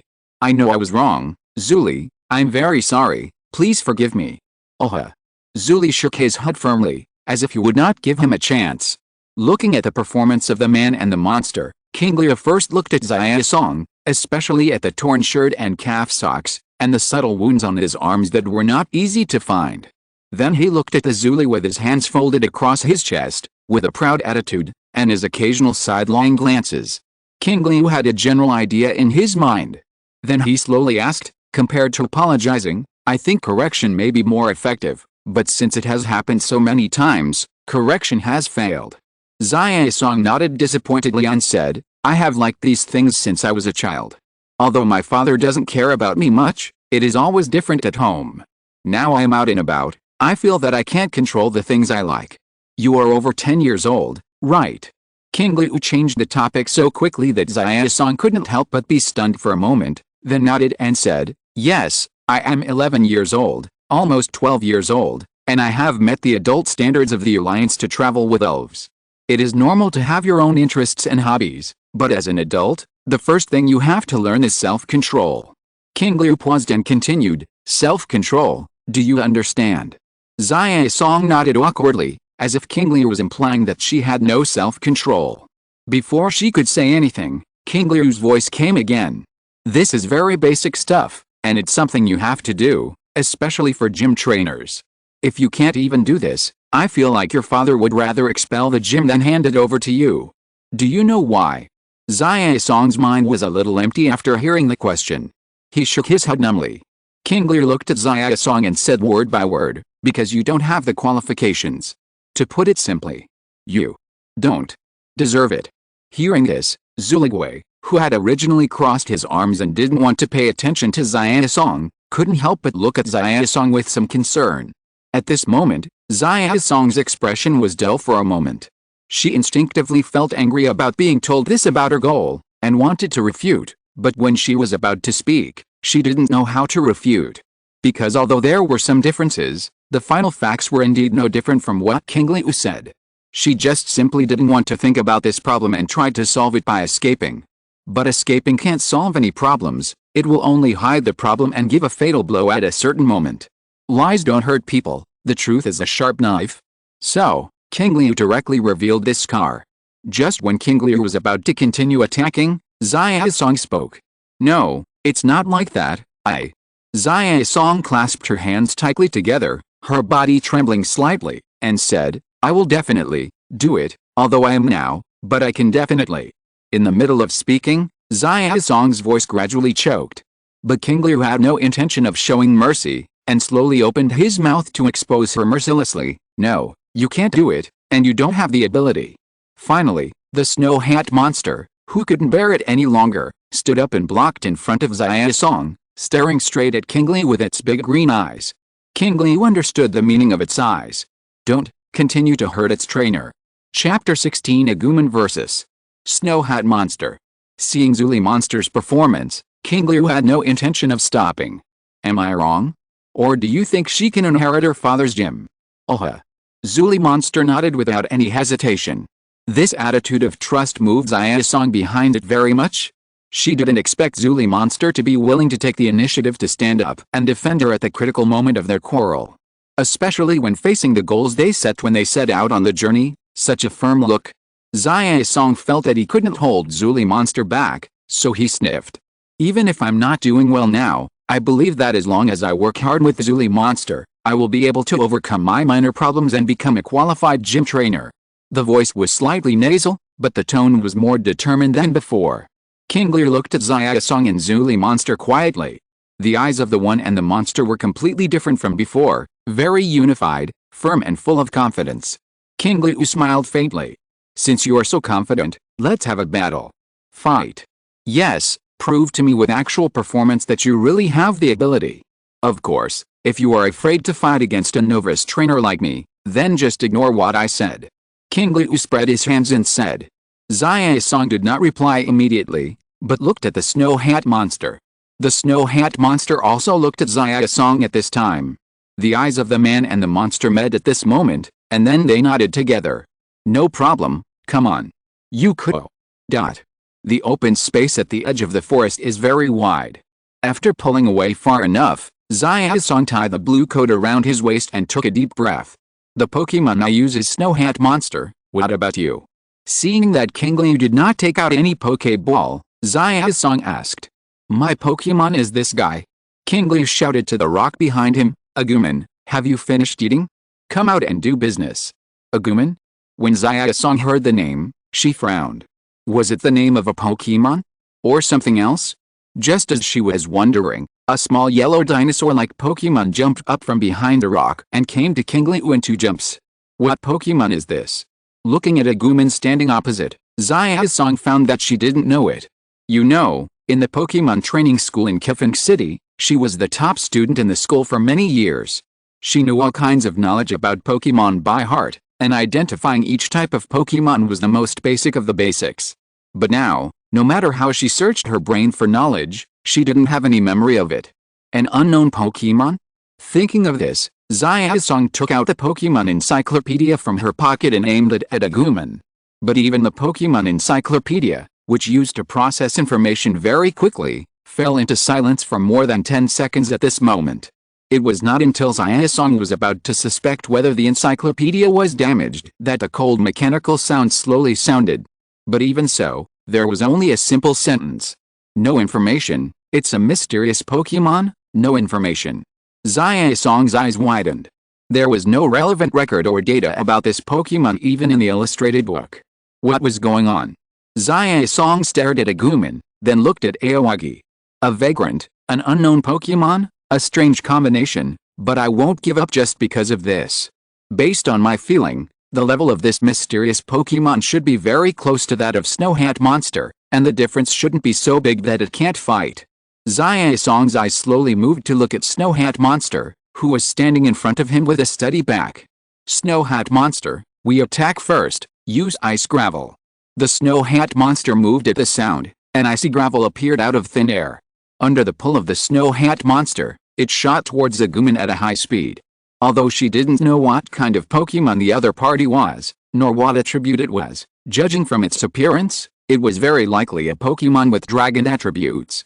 This method of judgment may sometimes have a large error, but now, she has no other way but to try this aspect. Smart choice. Qingliu couldn't help but admire. As soon as they entered the battle, it was obvious that Xiaosong's state was different. Obviously, she is capable of becoming a gym trainer at the cutting-edge gym and a teacher at the Pokemon school in the future. But that's still a long way to go. Agumon dodged to the side, and then rushed straight up. Agumon lowered his body, exerting force with his 2 strong and powerful thighs, and instantly jumped to the side. After dodging the incoming boulders, he spread his legs and charged straight ahead. The reaction and speed are surprisingly fast, and judging from the claws, the main means of attack should be close combat, which is probably why it closed the distance. Xiaosong thought quickly and issued orders at the same time. Snow Hat monster, we can't let it get close so easily, use freezing wind. In a light white mist, tiny bits of crystal snowflakes appeared, and the temperature dropped rapidly. This icy wind blew violently towards Agumon. Qingliu predicted the landing point and range of the freezing wind the moment it blew and said, dodge to the left, then jump forward and continue to rush forward. Thanks to years of living in the wild and the fact that the environment in the digital world is mostly harsher than that in the Pokemon world, Agumon has very quick reactions.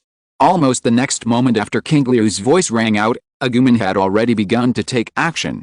After rolling to the left to avoid the first wave of attacks, his 2 thighs exerted force, leaving 2 deep footprints on the ground while his body leaped forward high. It was at this moment that a strong green energy surged out from the Snow Hat monster, sweeping up the leaves and weeds on the ground and blowing on Agumon in midair. Use freezing wind for cover, and leaves ambush behind. After understanding Xiaosong's attack, Qingliu said, Agumon, use sharp claws. Agumon in the air did not feel helpless in mid-air, nor did he care whether he could land steadily after falling. His claws suddenly flashed with orange light. The next second, 2 huge orange energy claws covered his arms. Swish, swish, swish, swish. The claws danced rapidly, and bursts of breaking sounds rang out in the air. All the leaves and grass wrapped in energy were torn apart by the orange claws almost in an instant, turning into green debris that slowly fell in the air. Xiaosong obviously did not expect that such an ambush move that was not easy to be discovered would be broken so violently. But at this moment, she no longer had time to be shocked or think about other problems. Because Agumon had already rushed in front of the Zuli monster. Chapter 17 Beating. Get down quickly and get out of the way. Xiaosong said anxiously at a very fast speed, and even his voice became a little sharp because of the speed. Zuli monster also saw Agumon's waving claws, and his body instinctively wanted to move. But it was too late. Xiaosong's voice had just been transmitted, and Zuli monster had just moved, and Agumon's claws had already slapped it first. Snap! A crisp sound rang out in the open space. The terrifying force directly fanned the entire Zuli monster backwards, and after gliding in the air for a full 10 to 20 meters, it plowed a deep gully on the ground before slowly stopping. Seeing this, Xiaosong hurriedly asked, Zuli monster, how are you? Zuli monster covered his chest, responded with an uncomfortable expression, and slowly stood up with his arms supporting the ground. Seeing that Zuli monster was not in a very good state, but still had the ability to fight, Xiaosong breathed a sigh of relief, and then stared at Qingliu and Agumon with a serious expression. So strong. Whether it was reaction ability or speed, the performance of this mysterious Pokémon was far beyond her imagination. With 2 very easy turns, it twisted the ice boulders of the Snow Hat monster. Even when facing 2 moves that were coordinated one after the other, it could easily dodge the first move and then defeat the second move head-on without any effort. And, most importantly, Xiaosong looked at the distance that the Snow Hat monster flew and was dragged on the ground by Agumon's frontal attack just now with fear. How powerful must it be to be able to produce such a terrifying effect with just 1 attack? Obviously, everyone's level is about the same, but the results are 2 completely different levels. This guy seemed to have said that he was a rookie trainer just now? With such terrifying strength, he is still just a rookie trainer? What kind of person is she? Fortunately, it seems that the main fighting method of this mysterious Pokémon seems to be relatively monotonous. Both attacks rely on agile speed and reaction. After closing the distance, it uses its sharp claws and terrifying power to launch an attack. The Snow Hat monster has good defense capabilities, and it has mastered most of the long-range attack moves. As long as you keep a sufficient distance and then use these moves to attack, you can still win. Xiaosong thought, Snow Hat monster, use leaves. The Snow Hat monster raised its left hand, and under the traction of the green grass energy, the fallen leaves and weeds around it flew up again, flying straight towards Agumon. At the same time, the Snow Hat monster raised its other hand, and a cold wind mixed with ice crystals blew up, following closely. It was another coordinated attack of 2 moves. However, this time, Xiaosong did not let the Snow Hat monster stand still, but kept moving, mixing his body behind the leaves and the frozen wind, confusing Qingliu and Agumon's vision. In this way, even if Agumon has the ability to break through the attack of 2 moves again, she has enough time for the Snow Hat monster to avoid Agumon's attack. Where will it rush from? Above? Or below? Or in the middle? Xiaosong looked up and down quickly, and made plans for the next step. But what she didn't expect was that this time Agumon didn't choose to dodge or break through, and it didn't even move. Agumon, small flame. Agumon, who was surrounded by the moves and couldn't see his figure clearly, opened his mouth suddenly. The next moment, a blazing flame rushed out from the middle of the leaves and the frozen wind. Wherever the small flame passed, the leaves were burned to ashes, and the ice wind was instantly evaporated. Wrapped in ashes and water mist, it flew straight to the Snow Hat monster at a speed far exceeding Agumon's own movement speed. Xiaosong was a little slow to react at this moment. In her judgment, Agumon didn't use it because he was not very good at it. There may be means and moves for long-range attacks, but Xiaosong didn't expect that Agumon's long-range attack moves would be so powerful. In just a moment, The leaves and the frozen wind were instantly disintegrated by the small flame. The key is that the speed is too fast. It was so fast that when she just wanted to speak, it was too late. The small flame had hit the Snow Hat monster accurately. The Snow Hat monster, which has both grass and ice attributes, was hit by a fire-attributed move. The complete attribute restraint instantly brought the power of the small flame to the peak. Snow Hat monster. Xiao Song shouted in a daze. However, this time, the Snow Hat monster did not respond to it, but slowly fell on the grass wrapped in flames. Obviously, the small flame caused it so much damage that it basically lost its combat and mobility. This made Xiao Song hurriedly run up to check the status of the Snow Hat monster, but Agumon blocked her way forward.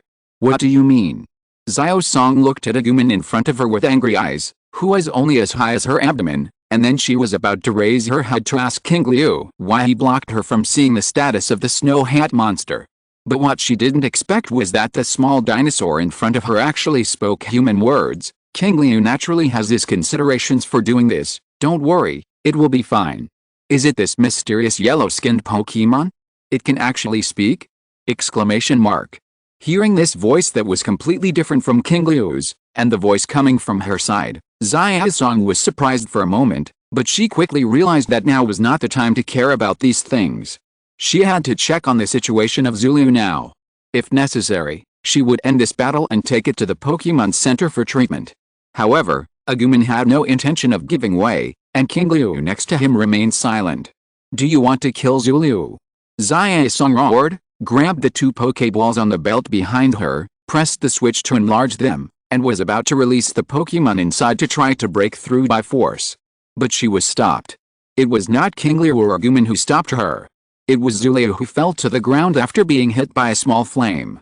It raised its hand towards Xiao Song's position, trembling, and slightly waved to show that it could continue to fight. Then, it began to slowly struggle to get up and kneel on the ground. After taking a few deep breaths, it stood up tremblingly. Even though its entire body had been burned black, its breath was very weak, and it looked like it might fall down at any time. It did stand up. It just looked at Xiao Song. Its eye sockets had turned yellow due to the flames, and its eyes were tired but unusually strong. As the trainer of Snow Hat Monster and the first Pokemon it had, Xiao Song understood what Snow Hat Monster wanted to express in his eyes. In order to prove that they could really achieve their goal, it was willing and able to continue fighting. Even if it might have to pay with its life to prove it, it would not hesitate. At this moment, Xiao Song could not hold back her tears. Chapter 18. This is not a dark duel. She wanted to say that even for the sake of goals, ideals and the direction of progress, there was no need to do this. After all, life is only once, and goals and ideals may change many times in a lifetime. The two are equal to a certain extent, but not completely equal. She wanted Qingliu Monster to give up the battle, and she was doing so. She took out Qingliu Monster's Poké Ball and prepared to take it back by force. But Qingliu Monster shook his head at her with foresight, then turned his head and put his eyes back on Agumon, as if he was ready for battle. Moreover, the mysterious Pokemon was standing in front of her at this moment.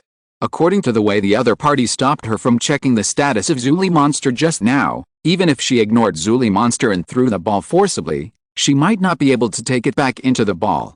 At this moment, Xiao Song was extremely regretful and annoyed.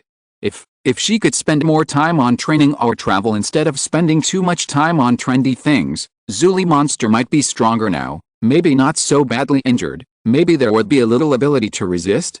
Or maybe, she will still be crushed by this mysterious Pokemon? Xiao Song doesn't know, and she has no way of knowing. The only thing she can do now is to try hard. It's not about trying to let the Snow Hat Monster win, but trying to find opportunities to create a gap, take back the Snow Hat Monster and end the battle by force. As for whether the Snow Hat Monster will blame her, that's a matter for later. She will let the Snow Hat Monster see her changes and understand her attitude. But this also faces a problem. How to create a gap to take back the Snow Hat Monster? There's only one way, like before, to use 2 range and closing moves to completely confuse the line of sight. Confuse Qingliu's line of sight, confuse the mysterious Pokemon's line of sight, and at the same time, confuse the Snow Hat Monster's line of sight. Even if it can only cause a short-term effect, it is enough. But from what I saw just now, the range of the 2 moves may not be enough. This time I must try to mix in a third move. Snowy monster, hold on. Xiao Song wiped the tears from the corners of his eyes, clenched the Poké Ball in his hand, took a deep breath and said, Snowy monster, use leaves around yourself, and then parasitic seeds. Green grass energy lingered around Snowy monster, covering the area of several meters around it, blocking part of the vision. In an inconspicuous place, the rotating leaves suddenly opened a few holes, and green seeds the size of a thumbnail flew out from them and landed on Agumon.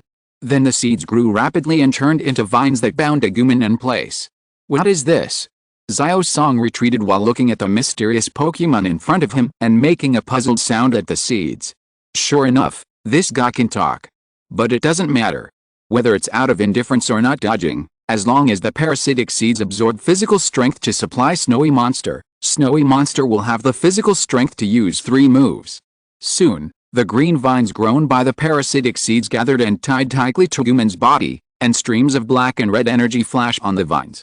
At the same time, the faint green energy was charging the Snow Hat monster. Although the recovery was not much, it was better than nothing, and it could continue to recover, and it was likely that the Snow Hat monster would be able to hold on until the move was used. Snow Hat monster, maintain the leaves, then use the fine snow to expand the range, and finally use the freezing wind to blow all the surroundings. The Snow Hat monster raised its stump-shaped hands, and pieces of star-like snowflakes began to fall around.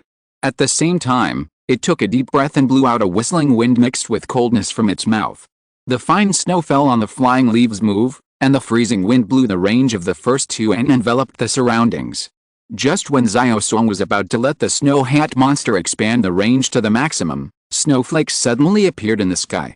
Unlike the fine snow, the snowflakes were condensed by the Snow Hat monster using ice energy.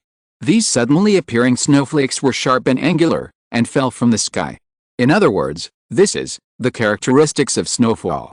According to the setting in the game, the snow should start to fall when the Snow Hat monster enters the combat state. But the reality is not like this. Instead, it needs to be triggered by itself. This is very close to reality. Qingliu stretched out his hand and caught a snowflake. It was icy and cool, very comfortable. However, in addition to lowering the temperature and reducing the loss, the system of snowy days does not have any basic bonuses, so let's stop here. Qingliu looked at Agumon on the side and said, Don't hold back, Agumon, use the small flame with all your strength. After getting the promise, Agumon stretched out his 2 claws and easily tore off the vines of the parasitic seeds, then jumped up, and the raging flames burned in its mouth, and the flames swayed in the wind. The next second, a small flame twice as big as the previous one shot out from Agumon's mouth. Without any surprise, the small flame burned through all the leaves, fine snow, and frozen wind along the way. Nothing could stop it.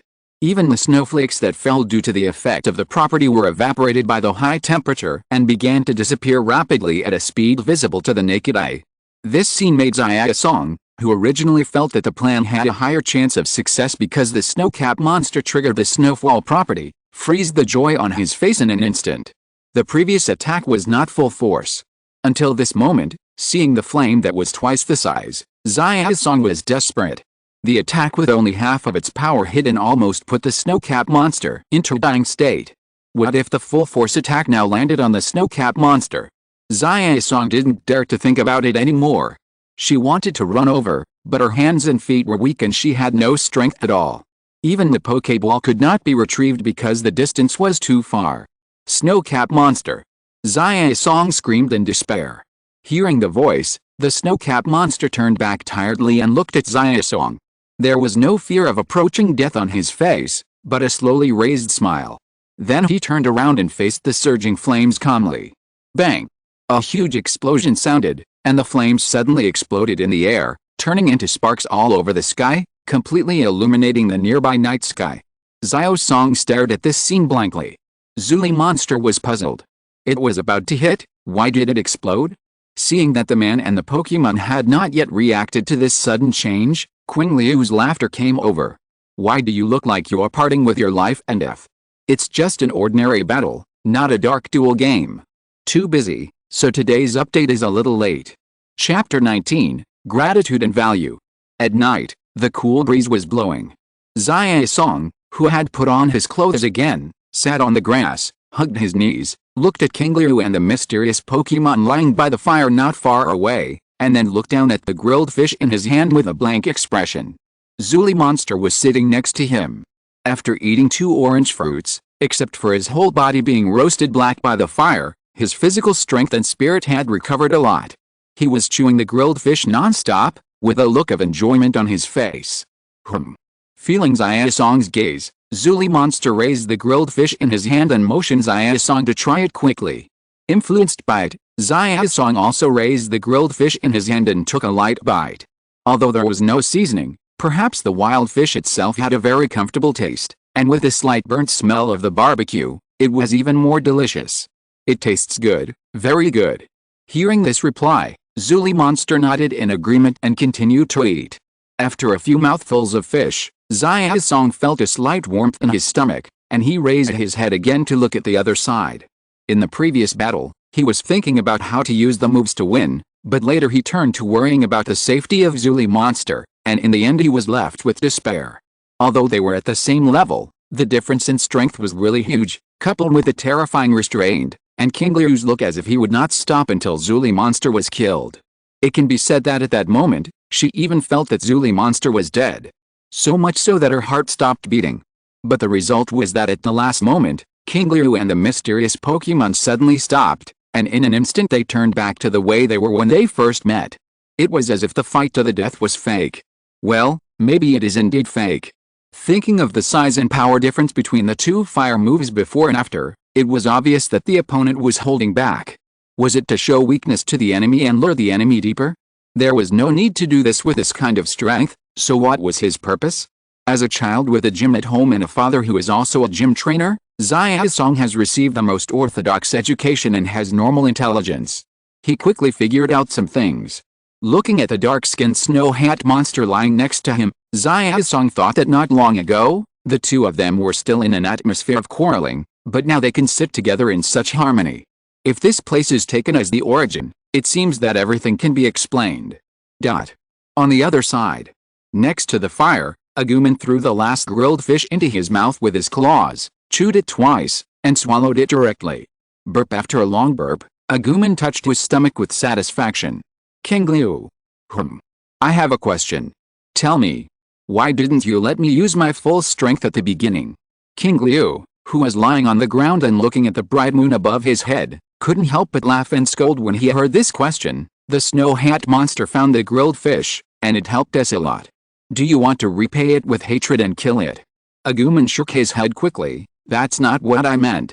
I mean that it will be cancelled before hitting it anyway.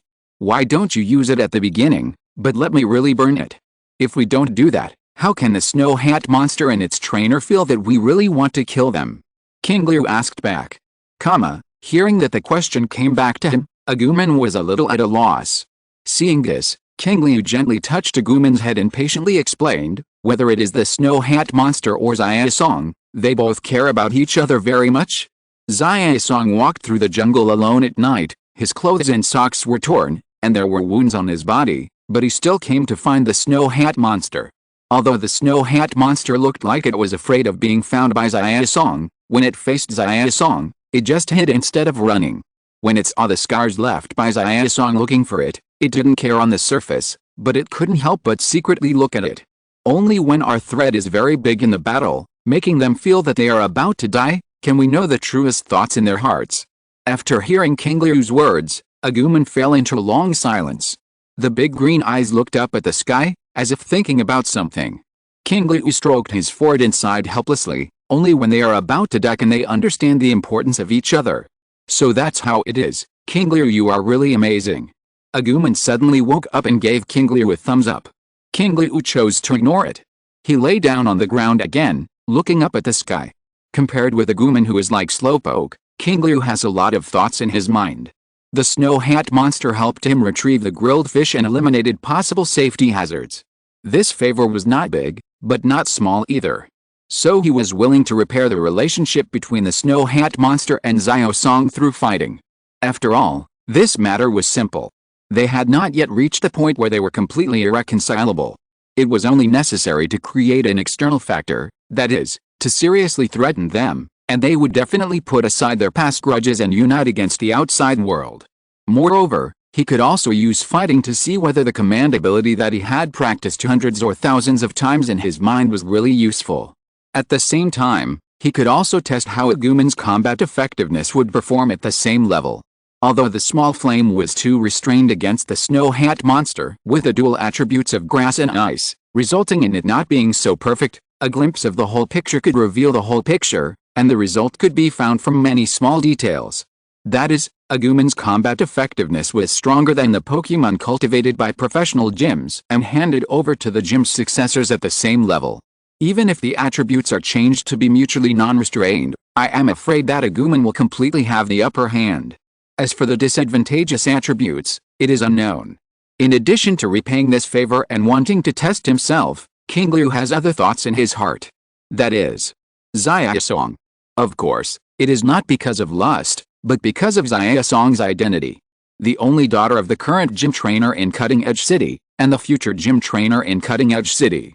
These two identities may not be very top in the Pokemon world, but if the city of Cutting Edge City is added, the meaning to Qingliu is completely different. Because, to the north of Cutting Edge City, the northernmost part of the entire Sinnoh region, there is a temple with a very long history, the Cutting Edge Temple. This temple, like the random ruins, has existed since the Washinkui era and has a history of thousands of years. Random ruins summoned Agumon, so what will be summoned if you go to the Cutting Edge Temple? Qingliu doesn't know. And, if I remember correctly, there's a big guy sleeping in the deepest part of the underground of the Cutting Edge Temple. P.S. I would like to ask for a specific update time, and whether the two chapters will be released separately or together. You can leave a message and I will read them all. Chapter 20 Misunderstanding. Regigigas, a legendary Pokemon of general attributes. In the setting and the legends passed down, it uses a rope to drag the entire continent to move, and uses special icebergs, rocks, lava, electricity, and crystals of dragon energy to create 5 legendary Pokemon-level pillars. And such a powerful Pokemon is inside the Cutting Edge Temple. Therefore, there is nothing wrong with selling a favor to Xiaosong, the future trainer of the Cutting Edge City Gym, and it can even be said to be a big profit. Moreover, in addition to the consideration of the temple, Qingliu also thought of another idea. The way to charge the panel is to explore things with a long history. If the exploration target is a Pokemon like Regigigas that has survived for a very long time, can it trigger the charging conditions? Qingliu is not sure, but this is undoubtedly a direction that can be tried. The only thing to pay attention to is that once the panel causes any movement, it may alarm this big guy who has a lot of bad temper when he wakes up. However, this is all later. Before you have a certain strength and Xiaosong has not become a gym trainer, you don't have to consider it for the time being. I just don't know if she can understand the kindness I express. If she is like Agumon, my efforts will be in vain. Looking at the bright night sky and the silver moonlight falling on her body, Qingliu couldn't help but close her eyes, sit up and stretch, and then lie down on the grass behind her. When she opened her eyes again, the scene in front of her suddenly became dim. A wrinkled yellow cloth appeared in her vision, blocking half of the moonlight above her head. Qingliu frowned in confusion, and saw 2 smooth and white pillars next to the cloth that blocked her vision. Qingliu was stunned for a moment and moved his eyes back. When what he saw was more and more consistent with a certain guess in his heart, Qingliu directly reached out to cover his eyes. The next second, a sharp scream that seemed to pierce the eardrums resounded through the night sky. Ahem, sorry, I really didn't mean it. Qingliu looked at Xiaosong, who was sitting in front of him with a red face, and said embarrassedly. Who would have thought that when he simply stood up and stretched, he would run into Xiaosong walking behind him, and he happened to lie down. That angle and position, even with safety pants, was more or less embarrassing. It was not until a few minutes of silence in this weird atmosphere that Xiaosong's resentful eyes slowly faded. After sitting up straight, although the blush on Xiaosong's face had not faded, his expression had gradually recovered. After a light breath, he said solemnly, "Thank you very much for your tree fruit and grilled fish, which helped me and Zuli Monster solve the dinner problem. It's a small thing, you're welcome." Seeing that the other party had adjusted, Qingliu waved his hand to indicate that it was okay, and then asked, "By the way, how is Zuli Monster? After eating the orange fruit, it has recovered a lot, and there should be no big problem." Qingliu nodded and said, "That's good."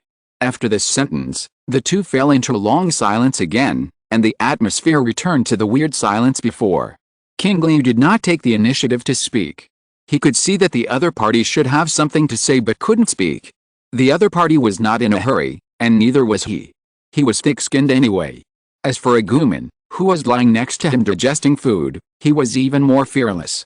After all, when listening to horror stories, he could remain calm when a strange noise suddenly came from outside the door. Naturally, he would not panic about such a small matter. Of course, compared to being fearless, Qingliu was more inclined to believe that Agumon turned a deaf ear and out the other, or simply did not listen. It was probably the same now. Xia Song, after struggling for a long time, finally spoke slowly. If it's convenient, I want to know if you proposed a battle and acted like you were going to kill us all, but suddenly let us go. Did you want to use the relationship between me and Zuli Monster to make us understand the value of each other and skip this conflict? I take back what I said before. At least you are normal in this place, and there is still a possibility of inheriting the gym. Qingliu pointed to his head and said with a smile. Seeing this, Xia Song smiled awkwardly, then bent down very solemnly, and said in a serious tone, although the Zuli Monster was seriously injured, I am still very grateful that you can reconcile me and the Zuli Monster. I just gave you a start. Whether you can really reconcile in the future, you still have to make changes yourself, otherwise everything I say will be in vain. I understand. After what happened just now, I will definitely work hard. Thank you very much. I said no, it's just a small matter. Actually, I have another question. Do you want to say, was helping you premeditated or was it a spur-of-the-moment thing? If it was premeditated, what was it for? Is it this? In order to prevent Xia Song from hesitating and talking for a long time without being able to say anything, Qingliu simply said it himself. Xia Song's eyes widened when Qingliu directly told her what she was thinking, and then she nodded, yes. Don't worry about that. I helped you because the Snow Hat monster helped me find the grilled fish, and also drove away some potential threats. I helped you with the idea of giving back. Is that so? Xia Song just breathed a sigh of relief, but before she could say anything, Qingliu's next words made her heart hang again. Of course, it's also because of you. Xia Song tensed up all of a sudden. Especially when she felt Qingliu's eyes wandering around her waist after saying this, she felt something was wrong. Thinking of the accident just now, her pretty face flushed again. That thing, can you show it to me? Xia Song, whose mind was surging with thoughts, heard this sentence and Qingliu's action of pointing at her waist. She, who had been chasing the trend recently, suddenly thought of the pictures in some special books, and her brain was about to crash. Although Qingliu did help her, and Zuli liked him very much, and he was also quite capable as a trainer, and he looked very good in figure and appearance, was it really okay to do it so soon? Shouldn't they get in touch first before talking about other things? Was the plot going to start so directly? Qingliu felt puzzled when he saw Xia Song, who seemed to be in a state of confusion after hearing what he said. He just wanted to see the belt on her waist for hanging Poké Balls, and the Poké Balls on it. He had just come to this world and had never seen a Poké Ball. If he didn't really try it out, he would lose a lot if he bought fake or shoddy products. After all, it was just the starting stage, and every penny was very important. So what did it mean that Xia Song looked a little abnormal now? Qingliu couldn't help but feel that he should take back his praise for her normal brain. Chapter 21, Poké Ball. Ha ha ha ha ha. Qingliu lay on the grass and laughed up to the sky. After he was tired of laughing, he couldn't help but say, do you know why Zuli couldn't stand you before? What are you thinking about every day? It's obvious that your words are ambiguous. After knowing that Qingliu had no other ideas and just wanted to see the belt and the Poké Ball, she made a big mistake and her face was red as if blood was dripping. Here, if you want to see it, take a look. In order to quickly stop Qingliu's laughter, Xia Song took off the belt and threw it over. Qingliu reached out to catch it and put it in front of him. There was nothing worth seeing about the belt itself. It was just an ordinary belt with a small gadget to fix the Poké Ball. After Qingliu fiddled with it twice, he turned his attention to the Poké Ball. The half-red and half-white ball body had a black stripe in the middle that circled the ball. In the center was a white button. Gently press the button in the middle, and the Poké Ball instantly changed from the size of a ping-pong ball to the size of a baseball. Even Qingliu couldn't help but sigh at the charm of technology when he saw the biggest bug in the Pokemon world. After weighing it in his hand and feeling the feel, Qingliu shrunk it and put it back. If you have enough, can you give me one as a thank you for helping you just now? Qingliu looked at Xiaosong and said. Huh? Xiaosong, who didn't know what Qingliu was doing, was stunned when he heard it and said, Are you talking about Poké Balls? Yes. Of course you can, but this thing is not valuable. What are you going to do with it? Did you encounter a Pokemon you want to capture that doesn't have a Poké Ball? Qingliu shook his head, pondered for a moment and said, No, I just need one to hold Agumon. Agumon. Xiaosong had heard this name for the second time today, so she naturally knew who this name referred to. She looked at the small yellow dinosaur lying on the ground next to her. Smart eyes, sharp claws, strong body, terrifying flames, and the ability to speak human language, especially, at the same level, it crushed his own Snow Hat monster. This mysterious Pokemon is shrouded in mystery. You haven't captured it yet. Yes, because I don't have a Poké Ball, even if Agumon follows me all the time, I can't capture it. Hearing this, Xiaosong took out a Poké Ball from his belt without hesitation and handed it over. This is a new ball I bought recently, you can use it. Thank you. By the way, can you ask what region Agumon is from? Why does my Pokédex say there is no information? Xiaosong took out a Pokédex again and pointed it at Agumon. The Pokédex was still silent, and after the silence, it still had that cold mechanical voice. No information, it's a mysterious Pokemon. Hearing this question, Qingliu pinched his chin with his right hand and began to organize his words. Seeing this, Xiaosong thought that Qingliu was unwilling to talk about such a private matter, so he quickly said that he was just asking casually and apologized for any offense. Although I do want to keep it secret, but the fact that Zulia trusts you without reservation shows that you are a trustworthy person. It's okay to tell you, but I hope you can keep it a secret for me, okay? Qingliu looked directly into Xiaosong's eyes. Xiaosong couldn't help but become serious. Thinking from another perspective, if Xiaosong had such a powerful Pokemon that had never been discovered and not recorded in the Pokédex, for the sake of safety, she would definitely not show it to others easily, not to mention someone she had just met for less than a day.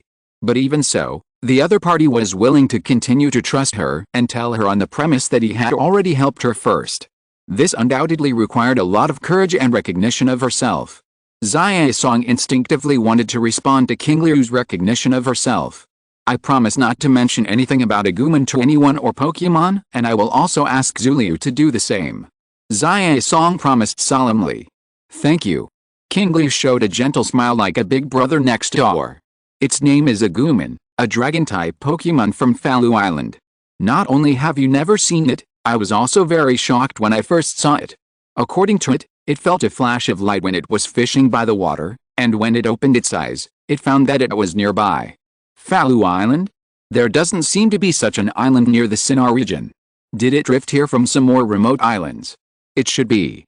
After all, there are still places in this world that the Pokemon League has not discovered or explored. Perhaps for this reason, its information has not been registered in the Pokédex. But what's very interesting is that Agumon can understand human language and can also translate the words of other Pokemon. Under Qingliu's inadvertent guidance, Xiaosong's attention was all shifted to Agumon. Coupled with Agumon's carefree appearance in daily life and the strong strength he had shown before, especially because Agumon could speak and communicate without any obstacles, Xiaosong soon won his favor. He didn't care about the misunderstanding that had just occurred with Qingliu, and called Zuliu to join him, asking Agumon to start translating Zuliu. One person and one Pokemon began to communicate directly through the Agumon brand translator. When talking about some happy and interesting places, he even laughed directly without caring about his image. Qingliu watched this scene quietly. He did introduce Agumon to Xiaosong, but he only said some unimportant information. Agumon is a Digimon, its true origin, and the summoning panel are all very important secrets. Qingliu will not and cannot let any third party know except himself and Agumon. But from Xiaosong's point of view, even if he only told her some information, it was undoubtedly a kind of trust for her. This can be seen from the subtle changes in Xiaosong's attitude after he revealed some information about Agumon to her. If he was the one who helped her a lot before, then now he is the one who helped her a lot, friends who share a common secret and trust each other. When two people have this kind of relationship, they will present a special state, and the relationship will be closer than other friends. It was at this step that Qingliu maximized the possibility that Xiaosong would be willing to help him go to the Edge Temple in the future. As for whether this would be too calculating, Qingliu's opinion on this is, Agumon should be responsible for the stupid part, and he will do the smart things. Besides, who can guarantee that in the future she will bring me more help, or I will bring her more help? Qingliu muttered to himself, looking at the night sky. As the night deepened, sleepiness came over him. The voices of Xuliu and Agumon gradually became smaller. Xiaosong fell asleep after asking Qingliu about the route and saying that they could set out together tomorrow. Qingliu fiddled with the fire and quietly began his shift. The next morning, the two crossed the last section of the road and arrived at Sui town. What Qingliu didn't expect was that not long after entering the town, Xiaosong looked around in surprise at the bustling center not far away. Following her gaze, Qingliu also looked over. Then, he was surprised to find that he also knew this person, a girl with long golden hair. If you're listening to this novel on a channel other than Fanfic World, it means they downloaded and uploaded it without effort. We cordially invite you to visit our channel, Mundo Fanfic Novelist. There you'll find the original version of this story and you can explore many other novels of various genres. We're waiting for you to immerse yourself in a world of incredible novels. Chapter 22, Sirona in front of the Lost Tower. Sui Town, a small town where life is free and easy. As soon as Qingliu entered the town, he could feel the peaceful and leisurely atmosphere. In the nearby small ranches surrounded by fences, middle-aged ranch uncles wearing cowboy hats, work clothes, and grain forks in their hands, and young women in cowboy clothes were milking several large milk cans on the ranch. Next, I'm going to the Pokemon Center to check and treat the Snow Hat and the other two Pokemon. What about you? Xiaosong beside him asked. Find a place to dispose of these orange fruits first, and then buy some daily necessities. Qingliu pointed to the bark backpack on his back. Then we can do it together. Does the Pokemon Center also purchase tree fruits? Yes, and the price is a little more expensive than many places. Of course, their requirements will be a little stricter. Qingliu was a little surprised, but then he thought that the demand for tree fruits in such places must be very large, and purchasing some on his own can indeed relieve a lot of pressure. As for the requirements for the quality of orange fruits, Qingliu was not worried. Even if Qingliu had been in the forest for a week, he could not find a better orange fruit than the one he had on his back. The Pokemon Center is in the center of Sui Town. Qingliu walked straight forward under the guidance of Xiaosong, until Xiaosong stopped in front of a certain building. Qingliu looked up and the whole building came into view. This is a huge gray stone tower with 5 floors. The first 4 floors have an arched window, and the last floor is tightly closed. The original window has been replaced by a cross with a pattern. What is this? Lost Tower, a place as famous as the Pokemon Tower in Kanto, the Sending God Mountain in Fujian, and the Tower of Heaven in Unova. Many Pokemon were buried here in the past. With the gathering of yin energy, it has become a gathering place for ghost Pokemon over time. Xiaosong explained. In simple terms, it is a cemetery, right? Qingliu immediately opened the panel and began to detect the Lost Tower. Lost Tower, exploring, exploration progress. 0%, 0%, 0%, it seems that it is not an ancient building, but a modern product. Seeing that the progress has not responded, Qingliu cancelled the exploration with some regret. Since it is a cemetery, why are there so many people? Are they all here to bury Pokemon? Pokemon's life is not so short, right? Qingliu found that there were more than a dozen people gathered under the Lost Tower, which sounded a bit noisy. Xiaosong shook his head and said, the cemetery was in the past. Later, because the number of ghost-type Pokemon increased, the mayor simply changed the Lost Tower into a trial ground to prevent them from affecting the residents of the town. Trainers of a certain age passing by are welcome to pay tickets to enter and fight with ghost-type elves. Each level passed can get corresponding rewards. After listening to Xiaosong's explanation, Qingliu couldn't help but sigh at the business acumen of this mayor. As we all know, most ghost-type Pokemon have more or less influence on humans themselves, especially as the number of gatherings increases over time. Sooner or later there will be a day when problems will arise. But now that the cemetery has been changed into a battle site, not only can we collect entrance fees, but we can also use battles to consume the physical strength of ghost-type Pokemon so that they don't have so much energy to go to the town to make trouble. It's really killing 2 birds with 1 stone. However, Since there are rewards, maybe we can give it a try. By the way, is the entrance fee expensive? Not expensive, after all. If it's expensive, fewer people will go. Xiao Song turned his head and looked at Qingliu, whispering, "Are you interested?" But according to the strength of you and Agumon, it is indeed possible to pass the first level and impact the second level. Hearing this, Qingliu asked in surprise, "Can I only pass the first level?" Xiao Song nodded, "Don't think it's easy. The level of Pokemon on the first floor alone is about level 17. The higher the level, the higher the level. It is said that there are even Pokemon of nearly level 30 on the 5th floor. The most important thing is that compared to one-on-one, they prefer to fight with more people and sneak attacks. When I challenged it before, I could only hold on for a while, and there was still a long way to go before the second level."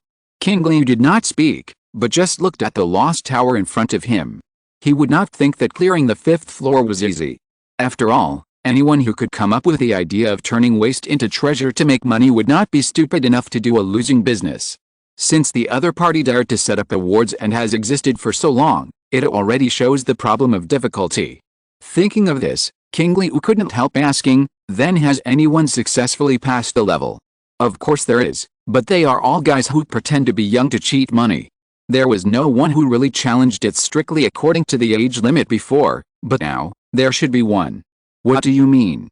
Xiao Song raised her white arm and pointed forward. Qingliu looked over.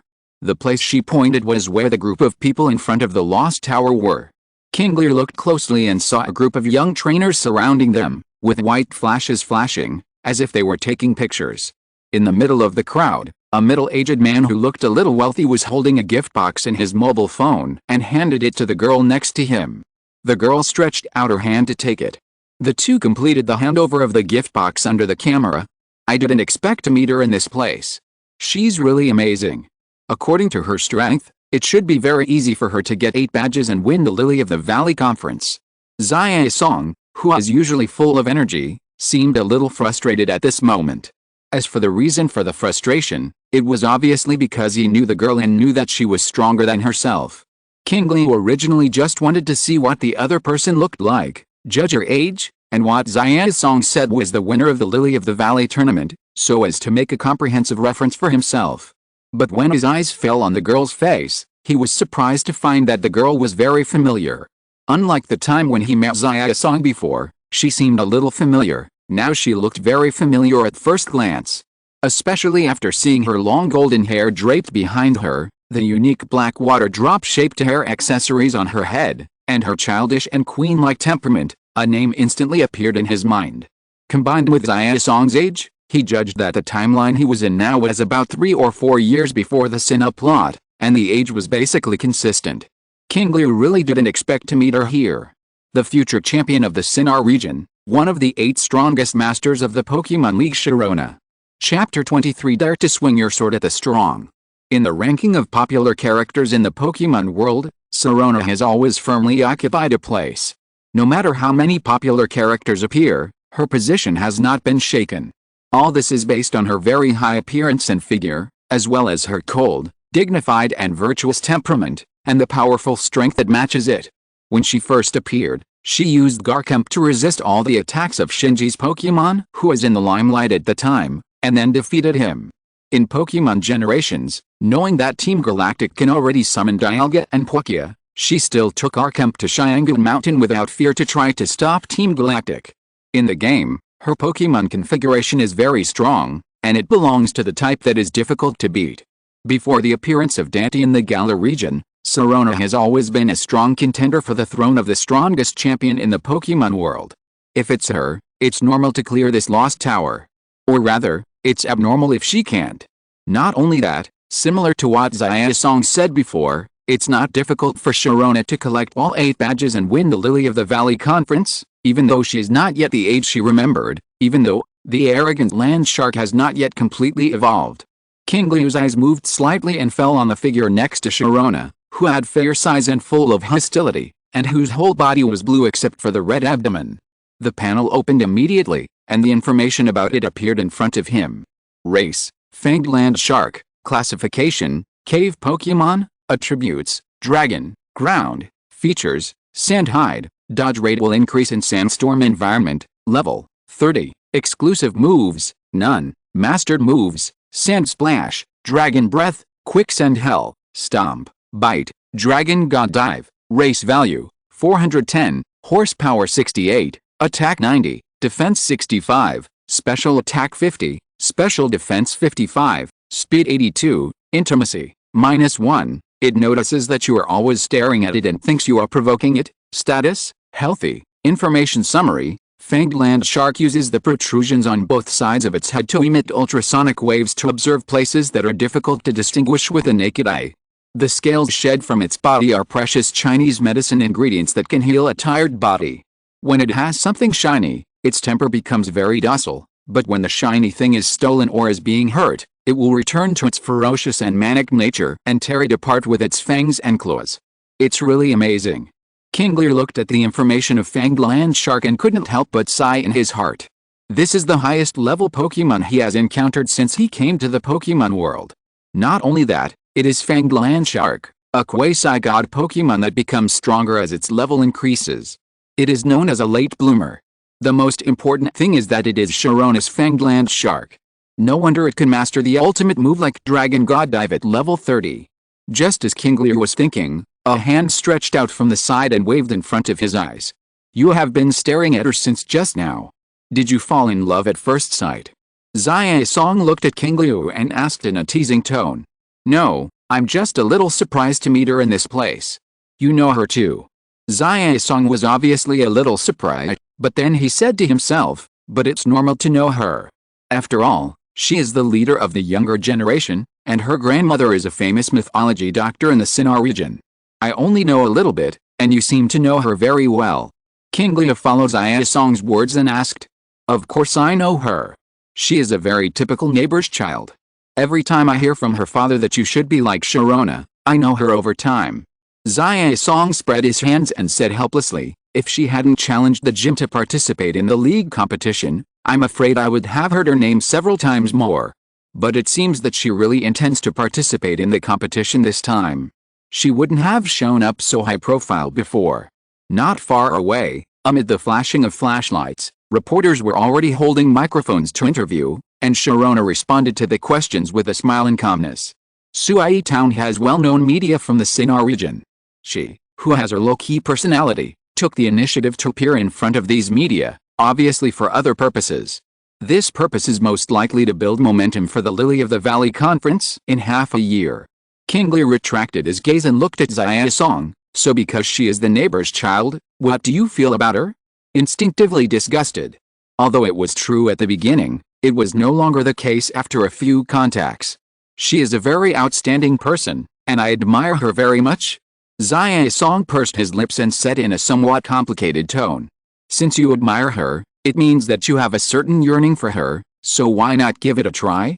If you can fight her to draw or even win, I think you will have no regrets, and your father will also be able to see your growth. Qingliu said slowly. Forget it. My goal is to become a gym trainer and take over my family's gym. Her goal is to at least be the Sinnoh champion.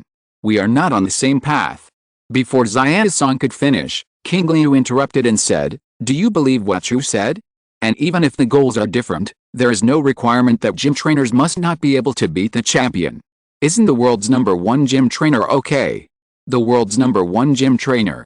Xia Song was really shocked by Qingliu's words, but then she couldn't help laughing again. It's easy to say, you can only know how powerful she is if you really fight her, and you are also a trainer, why don't you challenge her? Yes, but not now.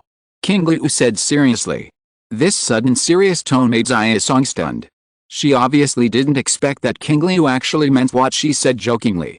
Even if she is much stronger than herself, she can't be a match for Sharona, Xia Song couldn't help but want to say. But after a short day of contact, she also found out some of Qingliu's personality traits, like to be prepared. A prepared person can't just talk nonsense. Thinking of this, Xia Song couldn't help holding his breath. So, does he really want to challenge Sharona? Qingliu did have this plan. Since seeing a Pokemon like the Sharptooth Land Shark, which is so powerful that he is no match for him now, Qingliu has no other thoughts in his mind. The only thing he has is to wait for Agumon to evolve and reach the same level as the Sharptooth Land Shark, and see if he can compete with it. Or to put it simply, can Agumon gain the upper hand or even win? Qingliu doesn't know, but he is looking forward to it. He is looking forward to the battle between the Digimon, who is different from the Pokemon system, and the top combat power in the Pokemon world. Of course, before that, he has to quickly improve the strength of Agumon and shorten the gap between them, otherwise when he catches up, the other person will run away again. After selling all the orange fruits, he will start training to quickly improve his strength. Qingliu thought so. Thanks to Chenli, Kixin, and SDRDDSG for voting for the monthly tickets, although I don't understand why most of them are from QQ reading. Thank you all for your comments and reading. Also, do you have extra votes for recommendation? If so, please give me 2. Thank you. Chapter 24 Sales, Purchases and Special Training Plan. As for what I just said to Xiana Song, and the goal of the world's #1 gym trainer, it is naturally to motivate her to move forward. Moreover, theoretically speaking, isn't it reasonable for an Ice-type gym leader to tie or even beat a Dragon-type champion? If it really doesn't work, then try to challenge the 4 Heavenly Kings, which is even more reasonable. After all, there is an example in the Kanto region where a Dragon-type in the 4 Heavenly Kings was restrained by the Ice-type, and finally ran to the neighboring Johto region to become the champion. Moreover, compared with Sharona, or the gym trainers in the Sinnoh region, Xiao's Song is several years or even decades younger than most of them. She is still young and has plenty of time, which is the capital to become stronger. Of course, the road is made by oneself, and what the future will be like still depends on personal choice. After watching the interview of Sharona's clearance of the Lost Tower for a while, Qingliu did not go to chat up or create an encounter, but followed Xiao's Song directly to the Pokemon Center. Even if the other person has a good personality and looks cold and approachable, he is not good at chatting. The incoherent Sharona obviously won't say that she is a strong person and will teach you the secret of training. It may be faster to face it directly in the future. Pokemon Center, counter. Hello, your 2 Pokemon have recovered. The Snow Hat monster has some injuries on its body and needs to be treated carefully. In addition, the process of purchasing the orange fruit is still under review. Please wait for a moment. Miss Joy, who is wearing a white doctor's uniform, said in a gentle tone. Okay, then I'll trouble you. Xiao's Song picked up the Poké Balls of the 2 Pokemon that had recovered their strength and sat down in the rest area beside. Miss Joy said that the Snow Hat monster will take a little longer, and the tree fruit is still checking whether it is up to standard, so you may have to wait a little while. It's okay. If the price is so high, it doesn't matter if you wait a little. Qingliu nodded and replied. After arriving at the Pokemon Center, he explained his purpose to Miss Joy and handed the fruit to her. After a simple inspection, he got an estimate. Apart from the ones eaten by Snowhead and Agumon on the way, the remaining 45 fruit can be sold for about 990 Alliance coins. This surprised Qingliu a little. From his impression of the price of fruit in the game and the price he learned from Xiao's Song, the level of orange fruit is generally between 10 and 15 Alliance coins. If the market demand is large, or the quality of the fruit itself is high, combined with some other factors, it can be sold for up to 20 Alliance coins, which is also the price Qingliu can accept in advance. But now there is no bargaining. Seeing that the quality of his orange fruit is good, he directly offered a price higher than the highest market price, which Qingliu did not expect. I heard that because the number of people challenging the Lost Tower has increased in the past few days, the number of Pokemon injured and in need of treatment has also increased, and the Pokemon Center has to increase the purchase of all fruit. Xiao's Song said beside him. I see. Qingliu looked around and his eyes fell on the people coming and going. Since entering the Pokemon Center, there have been many people carrying Pokemon in for treatment and taking Pokemon out, and they are all in a hurry. Obviously, these people are likely to have seen Sharona pass the Lost Tower and get a generous reward, and instantly felt that they might be able to do it, or thought that they could take advantage of the challenge and challenge the trainers of the Lost Tower. However, it seems that they all failed. Miss Xiao's Song, this is your Pokemon. Dr. Joy came to the front with a cart and handed one of the Poké Balls to Xiao's Song. Thank you. You're welcome. After nodding to Xiao's Song, Miss Joy turned around and took out an envelope. Mr. Qingliu, based on the 990 Alliance coins you finally exchanged for 45 tree fruits. Qingliu took the envelope and glanced at it.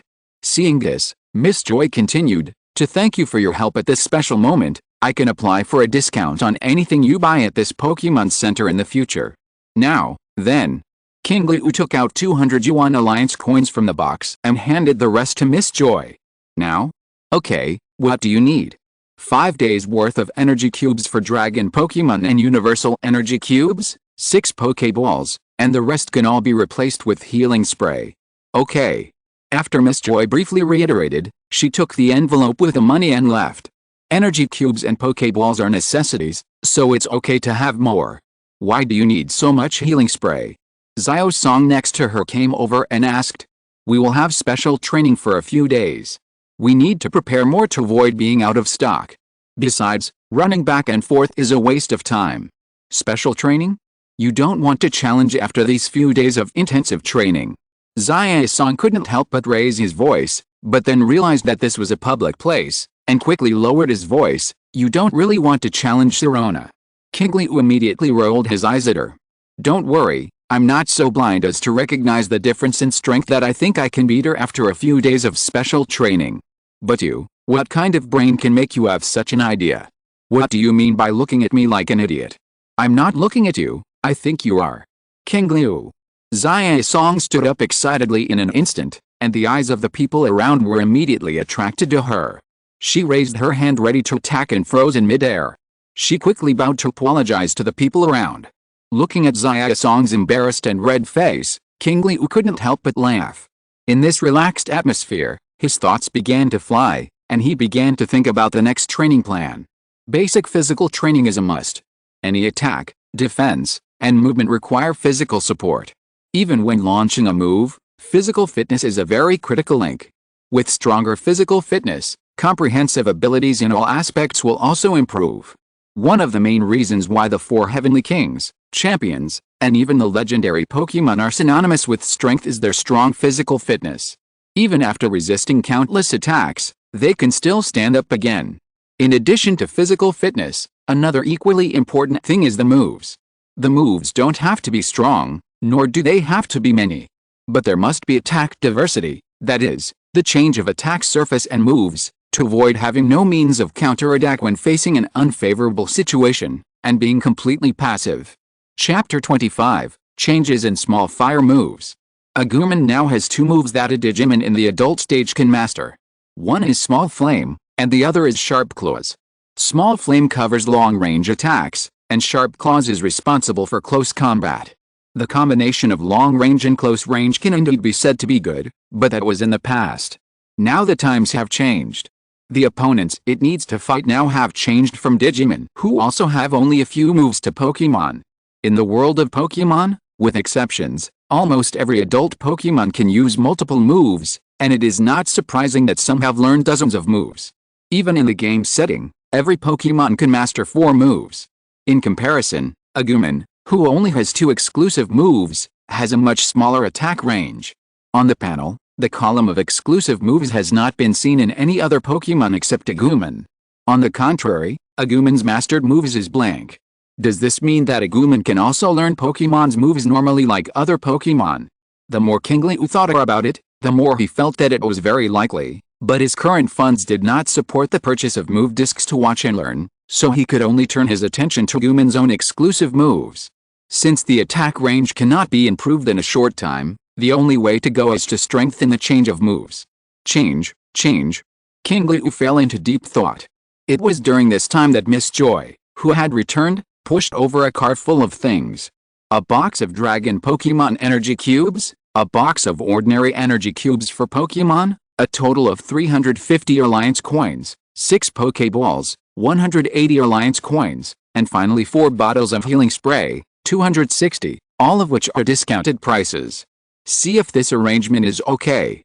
Qingliu did not answer immediately, but glanced at Xiao Song next to him. Seeing her nodding frantically, Qingliu probably guessed that the discount Miss Joy was selling to him should be very large, so he said very sincerely, "No problem, thank you very much." Miss Joy shook her head. "I should thank you. If it weren't for you, I don't know when the next batch of tree fruits would arrive, and the time for those Pokemon to get treatment would be delayed, and they might even be in danger of life." After that, Miss Joy took out a backpack from under the cart. "I noticed that you didn't seem to bring a suitable backpack. It just so happens that there is an extra one here, so I'll treat it as a gift. Okay. Qingliu was not polite and directly reached out to take it. He really needed this now. Although he had a backpack made of tree bark, the quality and durability were questionable after all. No one could guarantee when it would break. If the things inside fell and were damaged at that time, it would be a loss. After packing up everything and putting them into the backpack, after thanking Miss Joy, Qingliu and Xiaosong walked out of the Pokemon Center. Where are you going now? The things that Agumon needs are ready. Next, I'm going to buy the things I need. Qingliu looked around and asked, do you know where the market in the town is? In that direction. Xiaosong pointed to a street in front of him where many people gathered, and then asked hesitantly, even if you want special training, you don't have to start today, right? I have nothing to do anyway, and Agumon is probably bored. By the way, do you want to join me? Qingliu turned his head and looked at Xiaosong. Forget it today. I want to take a shower and have a good rest. I was sweating all over when I was looking for the snow hat monster yesterday. Then let's do it this way for now. Okay. After separating from Xiaosong, Qingliu went to the market to buy a sleeping bag, a flashlight, some easy to store and carry food, and finally some small items such as oil, salt and vinegar, and then walked out of Sui town. As the distance got farther, after making sure that there was no one else around, Qingliu took out a Poké Ball from his arms and gently pressed the button in the middle. Ling. The Poké Ball opened, a red light flashed, and Agumon appeared in front of him. As the red light dissipated, Agumon looked left and right, looking around with a somewhat dazed expression. It was not until he saw Qingliu standing in front of him that he suddenly came to his senses and stared at the Poké Ball in Qingliu's hand. Qingliu, this thing is so magical. It's so small that it can fit me in it, and I can see what's going on outside and know what you are doing. It's just that you can't hear me talking. Indeed, I can't hear you. After briefly explaining the principle of the Poké Ball to Agumon, Qingliu told him about the special training. Unexpectedly, before Qingliu finished speaking, Agumon nodded and agreed. No problem. Have you thought it through? I want you to become stronger to challenge that sharp-toothed land shark and other possible things in the future. These are all my ideas. Agumon shook his head and said, you are my first friend and the most important friend, so, your ideas are my ideas. Besides, I don't want something like last time to happen again, and I don't dare to think about what would happen if something really happened at that time, but I know that if I have enough power, no matter where you are or who you are facing, I can help you. Looking at Agumon's serious expression, Qingliu couldn't help but touch its head. I told you it's okay, don't take it so seriously. Although he said so, Qingliu himself knew that at least in the short term, the psychological shadow that Agumon was inadvertently created by the long-tailed monster hand last time would not disappear. It takes time to cure it, but there is also a way to alleviate it, that is to improve your strength. In that case, let's get started. After packing up his backpack and placing it under the tree next to him, Aoyagi brought Agumon to the open space in front of them. This piece of land was relatively open, with almost no obstructions. The only obstruction was a stone located right in front of them. This was the sparring partner that Aoyagi had carefully screened nearby and finally decided on. The primary goal of this special training is to use a small flame to penetrate it.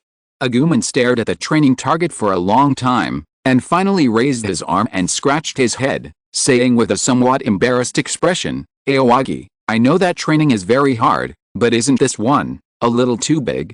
In front of them was a huge stone with a diameter of about 3 meters, a height of more than 2 meters, and a surface covered with moss and vines. Compared to it, the size of Aoyagi and Agumon was not enough. It is indeed difficult to rely on small flames alone, so I want you to learn a new way to activate more powerful small flames. Recommendation votes. Are there any? End of this chapter. Thank you very much for reaching the end. Don't forget to like. Looking for more exclusive content and immediate access? Subscribe to our Patreon.